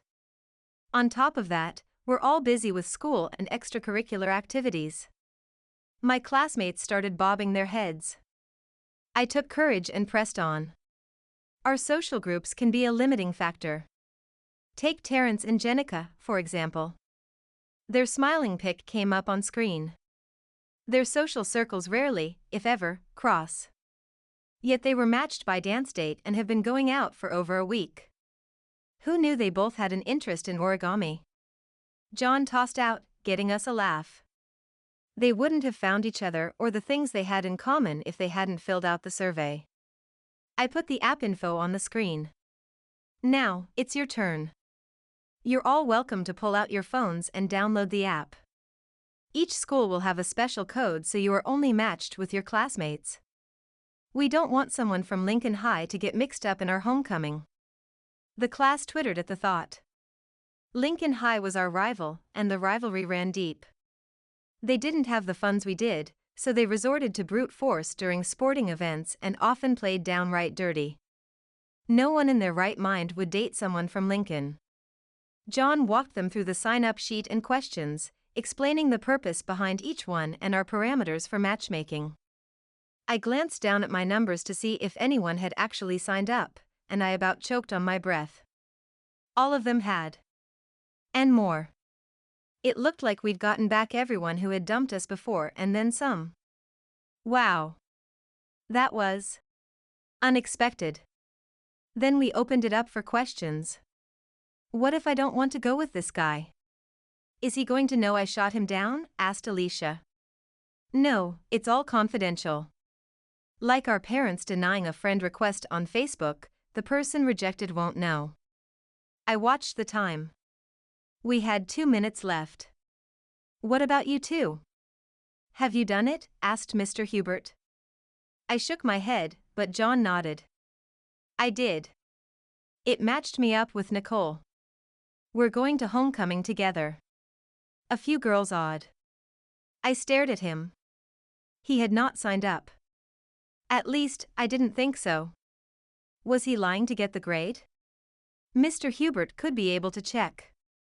Wait, why would he say that about Nicole? I felt like there was a hidden meaning in there and I missed it. The timer went off, and Mr. Hubert clapped his hands, starting a round of applause. It was decent. We had their attention. They were looking at their matches and talking to their friends. A few of them glanced across the room and then ducked behind their phones. My guess was that they were matched with someone in class. That was kind of fun to see. The bell rang. Mr. Hubert held me and John back after class. This is impressive. Thanks. John smiled for real for the first time in days. But it's not good enough to enter the TACS Award, and I'd barely give it a B+. What? I shouted. Since going off on my parents, I was a live wire. Catching myself, I cleaned my throat and mumbled an apology. I think you need to tighten the age groups. A senior can go out with a junior or a sophomore with a freshman, but I don't recommend matching seniors with freshmen. Oh. I glanced at John and looked away again. I still couldn't believe he'd lied in the middle of our presentation. The algorithm I'd written would never match him with Nicole. He had to know that. Mr. Hubert talked over a few other improvements. It's by far the most ambitious project of the semester, I'll give you that. If you can get it to work at the level I'm asking for, you'll get an A. Sounds good to me. John glanced up at the digital clock on the wall. Are we good? I have to hurry. Yeah, get going. And great work, both of you. John dashed out. I watched him go, still trying to turn over his statement. He'd said the program had matched him. I pulled up the results and looked them over, not caring if I was late for my next class. This was important. Getting behind the scenes and into the code, I found a marker that I hadn't written. One that automatically matched him with Nicole no matter what their answers were. He'd been smart about it, so it didn't affect the other results. Oh my gosh. The program hadn't put them together, he had. But why? I checked the timestamp on the change, and my heart soared. He'd done it Friday after he'd kissed me in my room. The kiss that felt like a goodbye. He'd asked her to homecoming to save the project. I pressed my hand to my heart and leaned over our blob. Why didn't I see it before? I checked Nicole's activity. Sure enough, she'd accepted him right off the bat, and his acceptance of her was simultaneous with his upload. He'd known what he was doing. Why? I texted him quickly. He had to know I'd figure it out. Maybe he thought I'd see it before now and figure out that he was being a hero, not the bad guy. He sent back an award emoji. Tears pricked my eyes. He'd done it for me, so I could have the stats to back up the work and enter the TACS competition. I buried my face in my hands. He'd given up homecoming for me. And now he had to spend the whole night with a witch. I was flattered and aghast at the same time. Mr. Hubert tapped a stack of papers on his desk. Adele, are you okay? Yes. I stared at nothing, my eyes unfocused as I went through the motions of putting my things away. Are you sure? No, Mr. Hubert, what do you do if someone does something amazing, but you don't have any way to repay them? He tucked his chin in thought for a moment. You graciously accept the kind act and look to pay it forward. I nodded. Thanks. Pay it forward. I just had to figure out a way to help someone else when all I wanted to do was cuddle up with a bag of gummy fruit. I walked into the hallway without watching where I was going and bumped right into Kevin. Shoot. Sorry. I grabbed for his books, but they scattered. I knelt to pick them up, feeling worse than the stinky piles outside the barns behind the school. It's no big deal. Just seems to be my life lately. A girl laughed, and Kevin froze like a turtle sculpture. I leaned to see around him and found Jenica shoving Terrence's arm. I'd forgotten that Jenica and Kevin had been going out when our app hit. I placed a hand on his arm. I'm sorry. About all that. He lifted a shoulder and went back to picking up his papers and books. Kevin? I watched him push his glasses up his nose. Will you go to homecoming with me? He blinked twice. As friends. I could really use a night out, and you probably don't want to sit home either. I bit my lip, afraid I'd said too much by mentioning his heartbreak, which was pretty much my fault too. He nodded slowly and then faster. Yeah. Me too. No pressure. No pressure. Just a fun time. I cringed inside. No more fun times. I'd had enough fun for a lifetime. He smiled. A part of me expanded. I'd pay it forward. Maybe one day, when I looked back on this moment, it wouldn't feel so yin-yang. Part of me was all dark with sadness that my first dance wouldn't be with John, but the other part of me was happy that I'd made someone else smile, someone who was also having a rough sophomore year. As much as I wanted to go with John, I felt good about being with Kevin. We exchanged numbers and headed off to class. I had no idea what was going to happen at the dance. Nicole had worked hard to get John as a date, he might be flattered by her persistence. Besides, I'd seen the picture of them together. He looked happy, and I couldn't tell the difference between his happiness on camera and his happiness in real life. So I had to move on. Even if it was like pulling Velcro off my heart. Chapter 21. I stared at the screen, wondering if my eyes were playing tricks on me or if the lines really rolled like ocean waves. I rubbed my temples. There was no way I was going to get the changes done before we had to turn it in to Mr. Hubert. There was a light knock on my door. Grateful for the interruption, I hurried over and swung it open. I hope you brought Sug. The words died on my lips. It wasn't my best friend standing there with a bag of gummy worms. It was John, and he looked over his shoulder while forcing his way inside. He shut the door behind him and leaned against it. What are you doing here? It's after curfew. I whisper-yelled. One of the reasons my parents let me live in the dorms was that there was a strict 9 p.m. curfew. All boys had to be upstairs or sent home on school nights. Weekends were a little more lax, but this was a major violation of the rules. Shoo, he put his finger over his mouth before turning to press his ear to the door. I was so happy to see him, I didn't care that my hair was a mess or that I was in sweats. Okay, maybe I cared a little. I pulled my hair out of the ponytail and worked to make it a less messy bun. After figuring out his scheme to save our project, I'd forgiven him for everything. I barely made it past the Grinch, he whispered back. I giggled at his description of our chaperone. She did have an uncanny resemblance to a who, and her perpetual scowl was a ringer for a grumpy Gus covered in green hair. He dropped his backpack to the floor, his laptop clunking. I cringed every time. I came to get this project done. There's no way you can make all of Hubert's changes on your own. I was doing just fine, I lied through my teeth. Yeah, but you're going to sugar crash in about. He scanned the wrappers around the room. 30 minutes. That's what I'm here for. I'll keep you awake. And what if I get spot checked? That was what we called it when the Grinch poked her head in unannounced. We won't. She was raiding the ice cream in the bistro when I snuck through. So that's what happens to it. I'd heard the cooks complaining about the disappearing ice cream. She lets them think students are breaking in. I shook my head in disgust. John took my hand and pulled me over to my desk, where he pushed me into the chair. Work. He took up a spot on my bed, sitting across it with his back against the wall, his feet dangling off. I poised my hands over the keyboard and then dropped them to my lap. John. I saw the code you wrote, matching you with Nicole. He ducked his head. I had to. You deserve to win, and if you didn't because of me, I'd feel awful. I went and sat next to him on the bed and laid my head on his shoulder. It happened so fast. Nicole's mom called my mom within seconds of me asking, and the whole thing blew up in my face.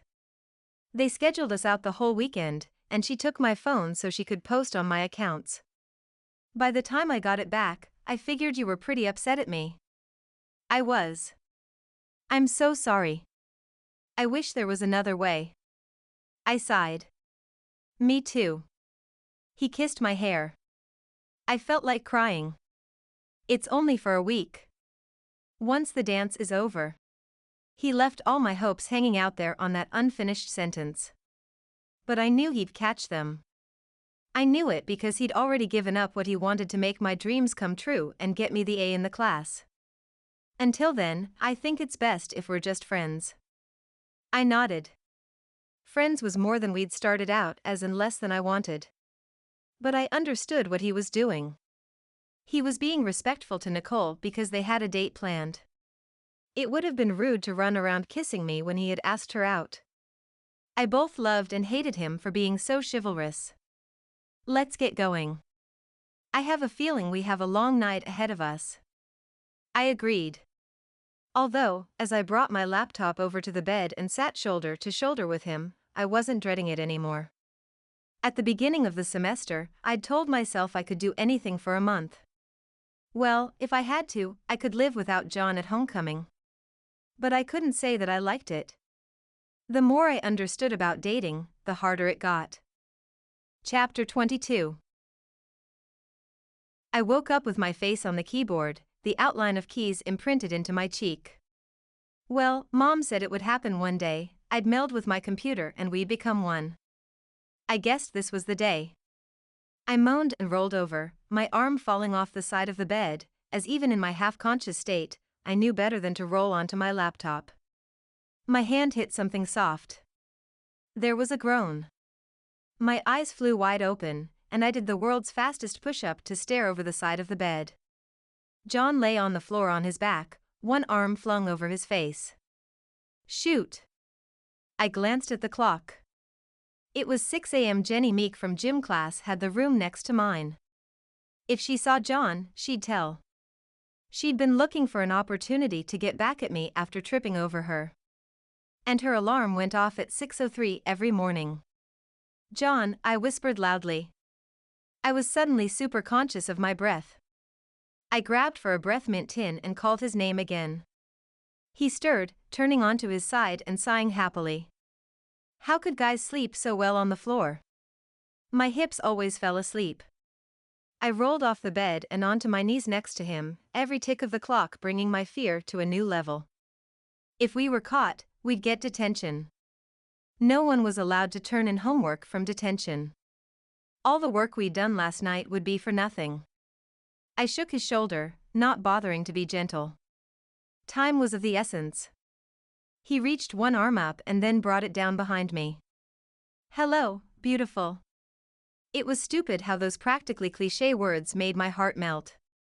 Morning to you too. Get up, or the Grinch will put you in an oven and eat you for breakfast. He was on his feet in a blink and offered me his hand, which I took to leverage myself to standing. Thanks. I brushed off my backside. For everything. I met his gaze and hoped he understood that I meant everything. Especially sneaking in last night to help get this done. I pushed him to the door. Here. I wrapped a purple blanket around him. Duck down a little, and maybe people will think you're me on the security cameras. He traced a finger over my cheek and then leaned down and kissed me quickly. My brain scattered like a flock of butterflies. I thought. He just made it clear he wanted to remain friends until after the dance. It's for luck. He smiled. I smiled, and I found that I wasn't tired anymore. I'll see you in class. It can't come fast enough. He pulled the door open a crack, peeked out, and then made a dash for it. I grabbed the door so it wouldn't click shut. The second after he disappeared into the common area, Jenny came out her door. She looked me over, her lip raised in a sneer. Rough night? Actually, it was the best one I've ever had. I flounced into my room and shut the door in her confused and overly curious face. The hallways had new energy. John and I had gone through the list of matches, noting several in our class, including Emery. I was so happy for her. She'd come out of her shell ever since Jovi had moved in. Their friendship was an odd one, what with Jovi's rock and roll looks and Emery's Midwestern charm, but it seemed to work for them. I was shocked at what an impact the app had on people's lives. I mean, I'd known that dating was important to teenagers, thanks for that, Dad, but I didn't understand just how important until I watched their faces. There was this general happiness and an overall confidence beaming back at me as I walked down the hallway. Just as I started to feel good about myself for helping so many people, Nicole fell into step beside me. I tightened my grip on my backpack. "So, your little app thing matched me and John. That had to be disappointing for you." She flipped her blonde hair over her shoulder. "It was, but I wasn't going to tell her that. I mean, if you were such a good programmer, you'd have been able to write an app that got you the guy." I ground my teeth to keep my retort back. She had no idea what she was talking about, and her smugness made me want to throw her words right back in her face. But I couldn't say a word, because John had rigged the results. If students thought we played with their answers or matches, they wouldn't trust us. That's not what the assignment was about. I'm in it for the grade, not the guy. Then I guess we both got what we wanted. I have the most beautiful dress. John won't be able to take his eyes off of me all night, so I hope you understand that we won't have time to socialize with you." She smiled wickedly and turned off, ducking into the bathroom. I entered the computer room with a cloud over my head and repeating the mantra, "I can do anything for a week." That included taking Nicole's potshots and biting my tongue. John came in a few minutes later, and all my anger at Nicole melted away into the puddle of things that didn't matter. He smiled at me and winked before reaching our blob. I grinned back. I loved that we had a secret. I loved that he'd snuck into my room last night and couldn't leave without kissing me goodbye. I loved that we'd sat next to each other on the bed and programmed the crap out of this assignment. Which, when it all added up, probably meant that I loved him, too. I clamped my hands around that thought and refused to let it grow or take over my brain. I mean, what good would it do me to admit it to myself or to him? It wasn't like we could do anything about it. Not for a while, at least. It was better to just place a hold on my feelings. He settled across from me and brushed his hand across my fingers. "Morning, Bear." "Bear?" "Because of the insane amount of gummy bears you ate last night." He poked my arm. "I expect you to live to be 200 years old because of all the gelatin coursing through your organs." I giggled. That's been the plan all along. He reached into his backpack and pulled out a half-pound bag. My mouth dropped open. "To replenish your supply." He set the bag on my desk, his ears going pink. I snatched it up and held it close to my chest, making the plastic crinkle loudly. "I will cherish every one of them right before I eat it." He laughed. "Was your mom upset you were gone last night?" "She has no idea." "How is that possible?" My brain quickly ran through scenarios of how I would sneak out. Disarming the security system would be the hard part. I wondered if Mom had tampered with the coding. If not, I could get around it easy. She sleeps with a mask and earplugs. Her beauty sleep is important to her. The bell rang, and class started. I tucked the gummy bears away for later. Mr. Hubert had groups come to his desk and present their changes and improvements to their assignments. I thoroughly appreciated his feedback earlier in the week and felt that it had helped us create a much better product. When it was our turn, we finished each other's sentences and talked over one another in excitement. Mr. Hubert maintained a bemused expression. I chastened myself for being unprofessional, but I was so excited about what the app had done and could do for other teens. "And what happens if there isn't a match for you?" Mr. Hubert asked. I turned white. We hadn't thought about this at all. John smiled easily. "That can happen for several reasons. Perhaps the person didn't like their first two matches, maybe they dated before and it didn't work out, or one of them was their best friend's crush or something." I stared at him. Where was this coming from? If that happens, we've added a blind date option.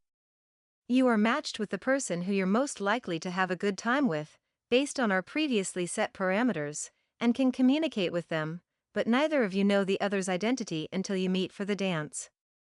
Did either of you test this? We shook our heads. It was added last night. John shuffled papers and handed him the pages of code. We'll have to run some tests, but I'm confident it will work out. I picked my jaw up off the floor. And did you two use the app to find dates? I swallowed.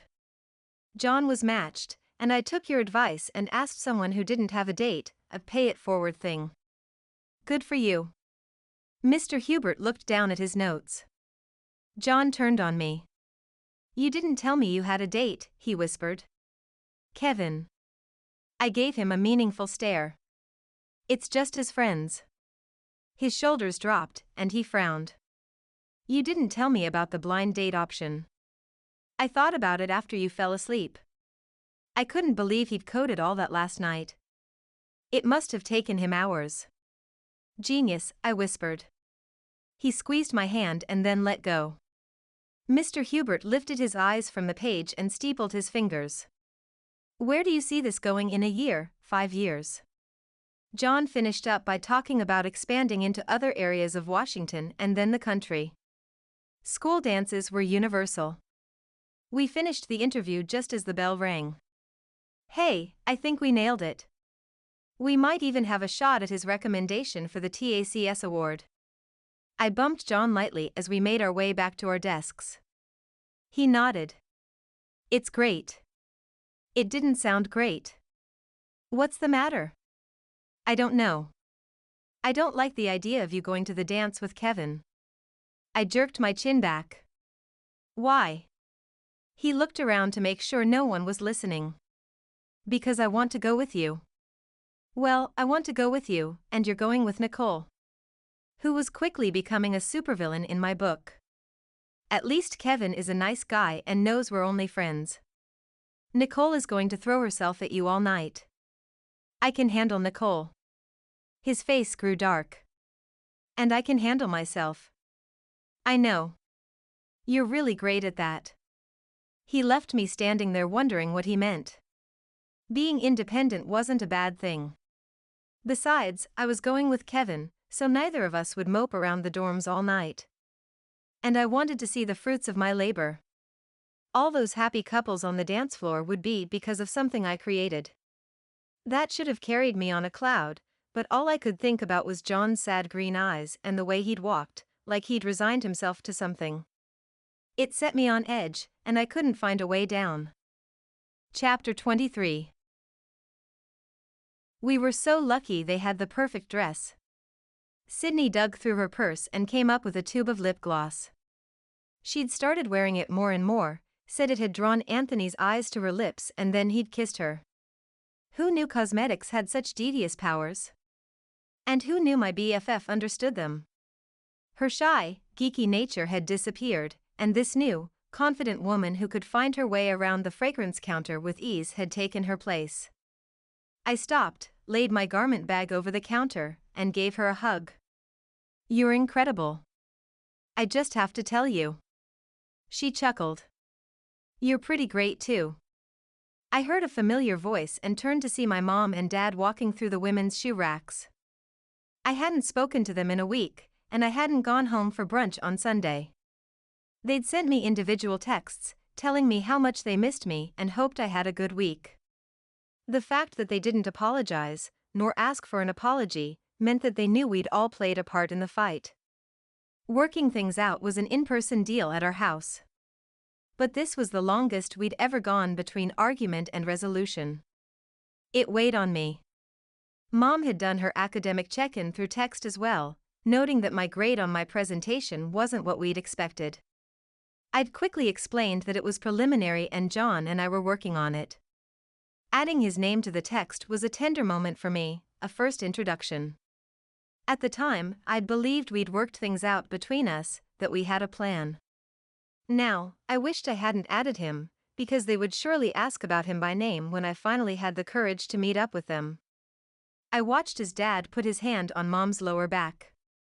It was such a small thing, but it spoke volumes.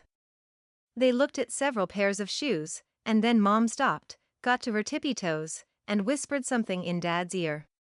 Their eyes met, and a connection was there that I hadn't seen before. They were never like this in front of me. That's my parents. I snagged my dress. I'm going to look at mascara. I'll meet up with you in a minute. Sydney was already walking backward. She got along great with my parents, but I'd told her all about the fight, and I guessed she didn't want to stand there awkwardly while we worked it out in the department store. I'll see you in a few minutes. I hooked my finger through the hanger and slung the garment bag over my shoulder. Hey, I said as I rounded the end of the shoe aisle. Their mouths dropped open. Adele? Mom's gaze flicked from my face to the garment back and back. What are you doing here? Dad dropped his hand from her side. Shopping. I needed a dress for homecoming. Mom's eyes misted over. You're going to the dance? I hadn't told them. The hope and devastation swirling together in one look told me I'd robbed her of something important to Mom's. With John? Asked Dad gruffly. Leave it to Dad to be the one to throw the first dart into my heart. I'd hoped to get through this without having to bring him up. Also, I could already see Dad patting himself on the back for making us have lab partners, and it irked me. No. With a friend. Mom's eyes went back to the bag over my shoulder. See, can I see the dress? Sure. I hung it on the end of a rack and unzipped the plastic cover. Black and hot pink tulle and lace tumbled out. I wasn't sure about the colors, but it works. She reached out and reverently touched the hem. I'll bet it does. She put one arm around me and squeezed. You're going to be so beautiful. I paused, waiting for Dad to remind her that we didn't say things like that. One of his big theories in raising daughters was that you don't discuss their, or anyone else's, beauty or lack of it, because then a woman thinks her value is in something that will fade over time. I got it, on an intellectual level. But since I was a teenager, Mom's compliment filled something inside of me. Besides Sydney, and occasionally John, people didn't say nice things to me. I had Jenny in gym class, and she now called me Klutzo every time she lapped me on the track. And Nicole, who made fun of me at the same time she talked up the app that John had programmed. And then there were teachers, who, though they were kind, were always looking for holes in my work and telling me how to fix them. Sometimes a girl just needed a compliment. Getting one from my mom was huge for me, and my eyes filled with tears. Thanks. Mom slid her arm down and grabbed my hand. Will you come to the house to get ready? Your date can pick you up there and we can take pictures. I hesitated. Listen, pumpkin. Dad stepped into our small circle. I didn't know I was putting so much pressure on you. I lifted a shoulder. Talk to us. Dad nodded, his head slightly lowered to tell me he was giving me his undivided attention. Having two hugely successful parents is enough pressure all on its own. They exchanged looks. I plowed ahead. Now that I'd opened the door, there was so much to spill out. And you never act like you're in love, so I thought. You know. You weren't. Dad brought his palm to his cheek. I had no idea. We were trying to respect you and not make you uncomfortable. Dad. He lifted a shoulder. You used to tell us we were gross when we kissed. I have no memory of that. I held up both my hands. But then one surfaced. I was 7, and boys were gross. I'd walked into the movie room to find them kissing and made a huge production out of it. I was 7. Dad should have known that at that stage, every kiss is gross, it didn't matter if it was your parents or not. Mom touched my arm. Regardless, we should have just been ourselves. I'm sorry that you thought there wasn't love here. She motioned between herself and Dad. But I hope you always felt there was love here. She made a circle including all of us. I've never doubted your love for me. I laughed heavily. They wrapped me in a hug and then stepped back. I'm sorry for what I said, but I don't want to be part of your article. Dad waved me off. I'm not writing it. Or, if I do, I'll set something up with a client and have them sign an agreement. That was so typically Dad that I laughed. So, Saturday? Mom asked hopefully. I took a deep breath. Well, we'll have to start early. We? She blinked. Yeah, a mother-daughter spa day to get ready for the dance will take all morning.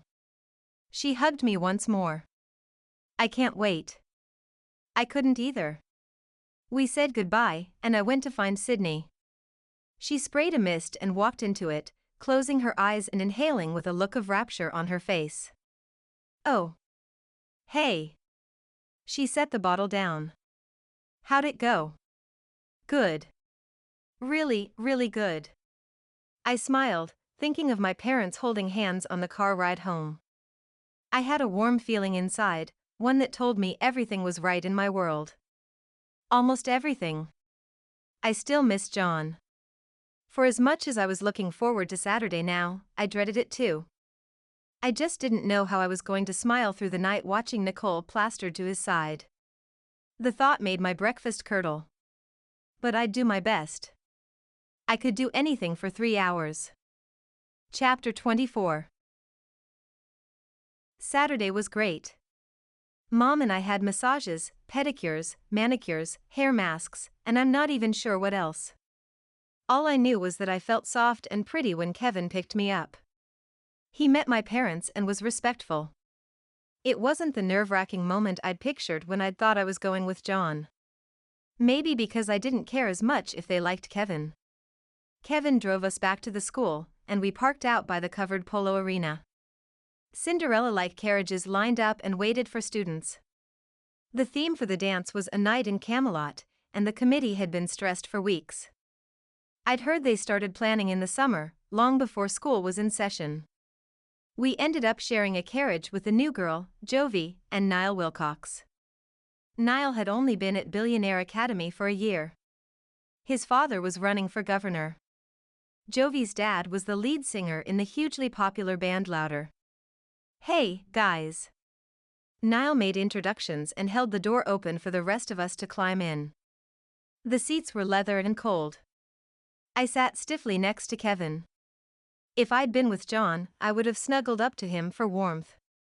You're friends with Emery, right? I asked Jovi. She's in my programming class. Jovi snapped her fingers. You're the one who made the dance date app. She's with her date right now. I'm so glad it worked out for her. Me too. Emery's great. Jovi smiled at me, a sense of pride in her best friend showing through. I liked her even more. When the carriage lurched to a stop, we scrambled out and made our way across the drawbridge. There was a fall smoke complete with lily pads and croaking frogs. You wouldn't think frogs were romantic, but the lighting and the trees arching over the entrance, complete with drawbridge, made their low croaking magical. I gasped as we entered into a knight's tent. Above our heads was a white ceiling with thousands of fairy lights. Along the right wall was an ice sculpture of a knight fighting a dragon. It was huge. I rubbed my hands up and down my arms just thinking about how cold it must be. Our school flags draped from the edges of the tent. We were the knights, so the decoration worked. Plus, the administration never missed an opportunity to foster school pride. The wall opposite had a buffet table. There was a castle background, as if it were set off in the distance, nestled within rolling hills. I was enchanted and spun in a circle, feeling like a princess. As I slowed, my eyes locked with John's across the room. He was by the dragon sculpture, his arm around Nicole. She held it in place with her hand. Every good feeling drained out of me like hot water through a cauldron. Left behind were the spaghetti strands of my happiness. Ugh. This was medieval torture. I shouldn't have come. Kevin said something, and I turned to see him watching Jenica dance with Terrence. They had their foreheads together and were centimeters away from kissing. Okay, so things could have been worse. Kevin? Let's dance. I dragged him onto the floor, far enough away from Nicole and John that we wouldn't have to see them every time we spun in a small circle. I did my best to ask him questions about theater, choir, and even his car. We talked easily. The no pressure, I'm not worried if you like me thing was nice. We'd managed to take our minds off the people we wished we were with for about an hour. Our trip to the fountain, where we filled fluted cups with whatever bubbly mixture poured out, was interrupted by the student body president and resident heartbreaker, Cade Carlisle, tapping on the mic. "Hey, everyone. It's time to crown our homecoming king and queen. Would the royal court please come up here?" He waved his hand to indicate they needed to line up in front of the band. They did. Kevin and Jenica were right in the middle. They were an odd couple to look at, because he was so much taller than her. I hoped Kevin consoled himself with the fact that Terrence probably got a sore back from bending down to kiss her. I didn't mention it, though. I glanced around the semicircle of students and caught John and Nicole out of the corner of my eye. I was kind of surprised that they hadn't been nominated for the court. They were the most popular couple. Then again, John wouldn't have wanted that. He probably resented all the selfies Nicole took. Like the one she was taking now, using him as a background. She was just like his mom. I rolled my eyes and concentrated on the announcement. Cade opened an envelope, Oscar style, and made a show of pulling out the thick card inside. The whole room held their breath as he butterfingered it. I suddenly just wanted the night over. I was tired. My feet hurt in these shoes, and there was a definite cold draft coming from the ice sculpture. "Ladies and gentlemen, your homecoming king and queen are Jenica and Terrence." He clapped, hitting the mic, and then corrected. Music swelled and Jenica and Terrence received their crowns and applause. Terrence held up his clasped hands, shaking them like he'd just won a jousting competition. Jenica demurely accepted her sparkling tiara. Even though her dress was knee-length, she lifted it slightly as she walked, playing the part of a real princess. Man, that woman loved to act. Terrence just acted like an idiot. He ran around the semicircle, slapping hands with his buddies. Cade pulled the mic close again. "We'll have the traditional royal dance." The song changed to a slow one. Jenica stood in the middle of the dance floor while Terrence horsed around with his friends. She smiled as several measures went by, but it was forced. Finally, she walked over and tapped Terrence on the shoulder. We were too far away to hear what she said, the music was loud. But I could easily see Terrence's face cloud. He glanced at his buddies and then shook his head. She threw her arm toward Cade, and I made up their dialogue in my head. "You can't leave me out there. I'm just chillin' with my brothers chill." If you wanted to spend so much time with your brothers, you should have asked them to the dance. Students gathered closer, not wanting to miss a word. I glanced at Kevin. His eyes were hard, but he wasn't looking at Jenica, he was glaring at Terrence. "He's so disrespectful," he growled out. I put my hand on his arm to keep him from charging over there. Terrence wouldn't hesitate to hit him, and I felt a need to protect my date. Both Jenica and Terrence threw their arms in the air and stormed in different directions. I watched Terrence because he was making a straight line to John. Now I was torn. Did I run over and listen in, or stay here and keep Kevin from doing something stupid? I hesitated just a moment too long, and Terrence made it to John and Nicole. Nicole stood in front of John, her arms out. As much as I hated to give her credit for it, at least she was loyal. Terrence reached his hand out to Nicole. He said a lot, but I couldn't hear over the darn music. You'd think someone would think to shut it off. Suddenly, Nicole launched herself at Terrence, kissing him like he was water and she'd been in a desert for a year. Terrence held her up with one arm and used the other to shake John's hand. I laughed right out loud. The whole thing was ridiculous. Nicole didn't take her lips off Terrence as he penguin walked them over to the bleachers and sat down with her in his lap. They were oblivious to everyone and everything else. I turned away before I could make eye contact with John. I didn't think I could take it if he had an ounce of sadness in his beautiful green eyes. Turned out, it wasn't John the first had to worry about being sad. Kevin's gaze followed Jenica as she wove through the crowd, her crown glinting. He longed for her with all of his soul. "Go." I nudged him in her direction. "What?" "Go. She'll need someone to talk to." "But..." He ran his hand through his hair as he strained to see her through the crowd. I laughed.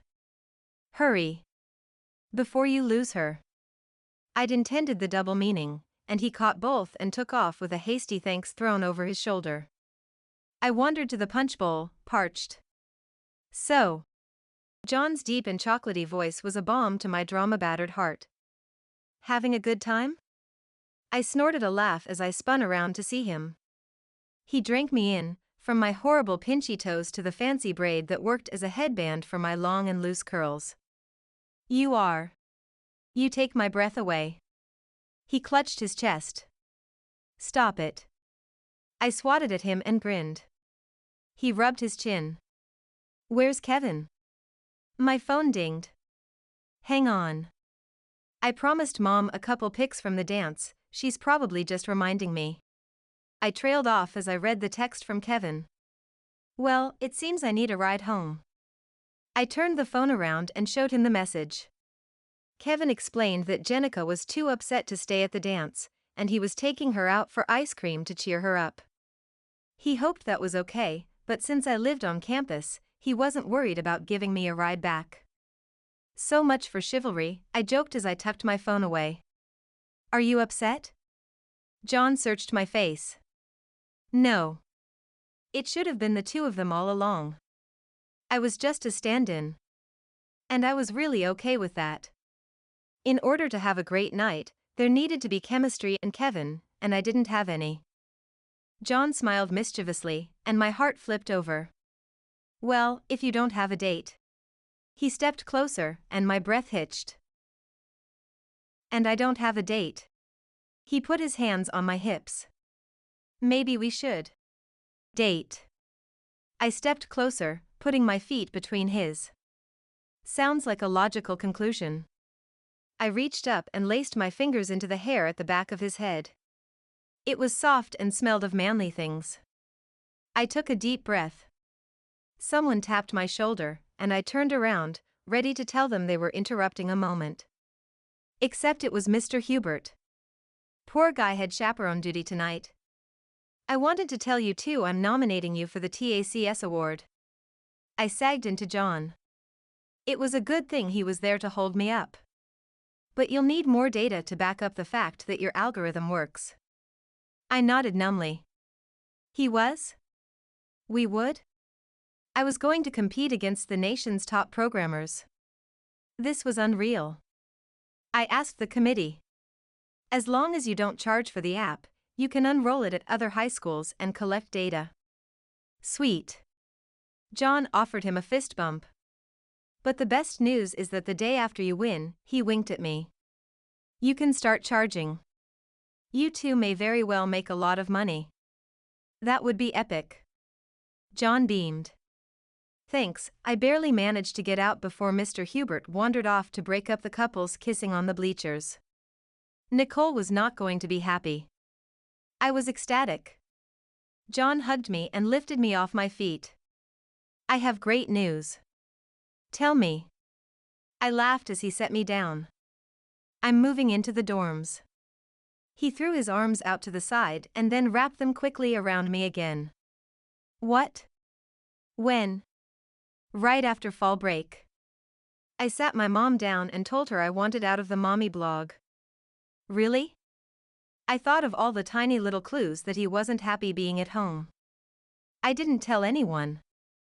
I love my family, but they wanted to set me up to take over for them, and I don't want it. Won't they be disappointed? Nah.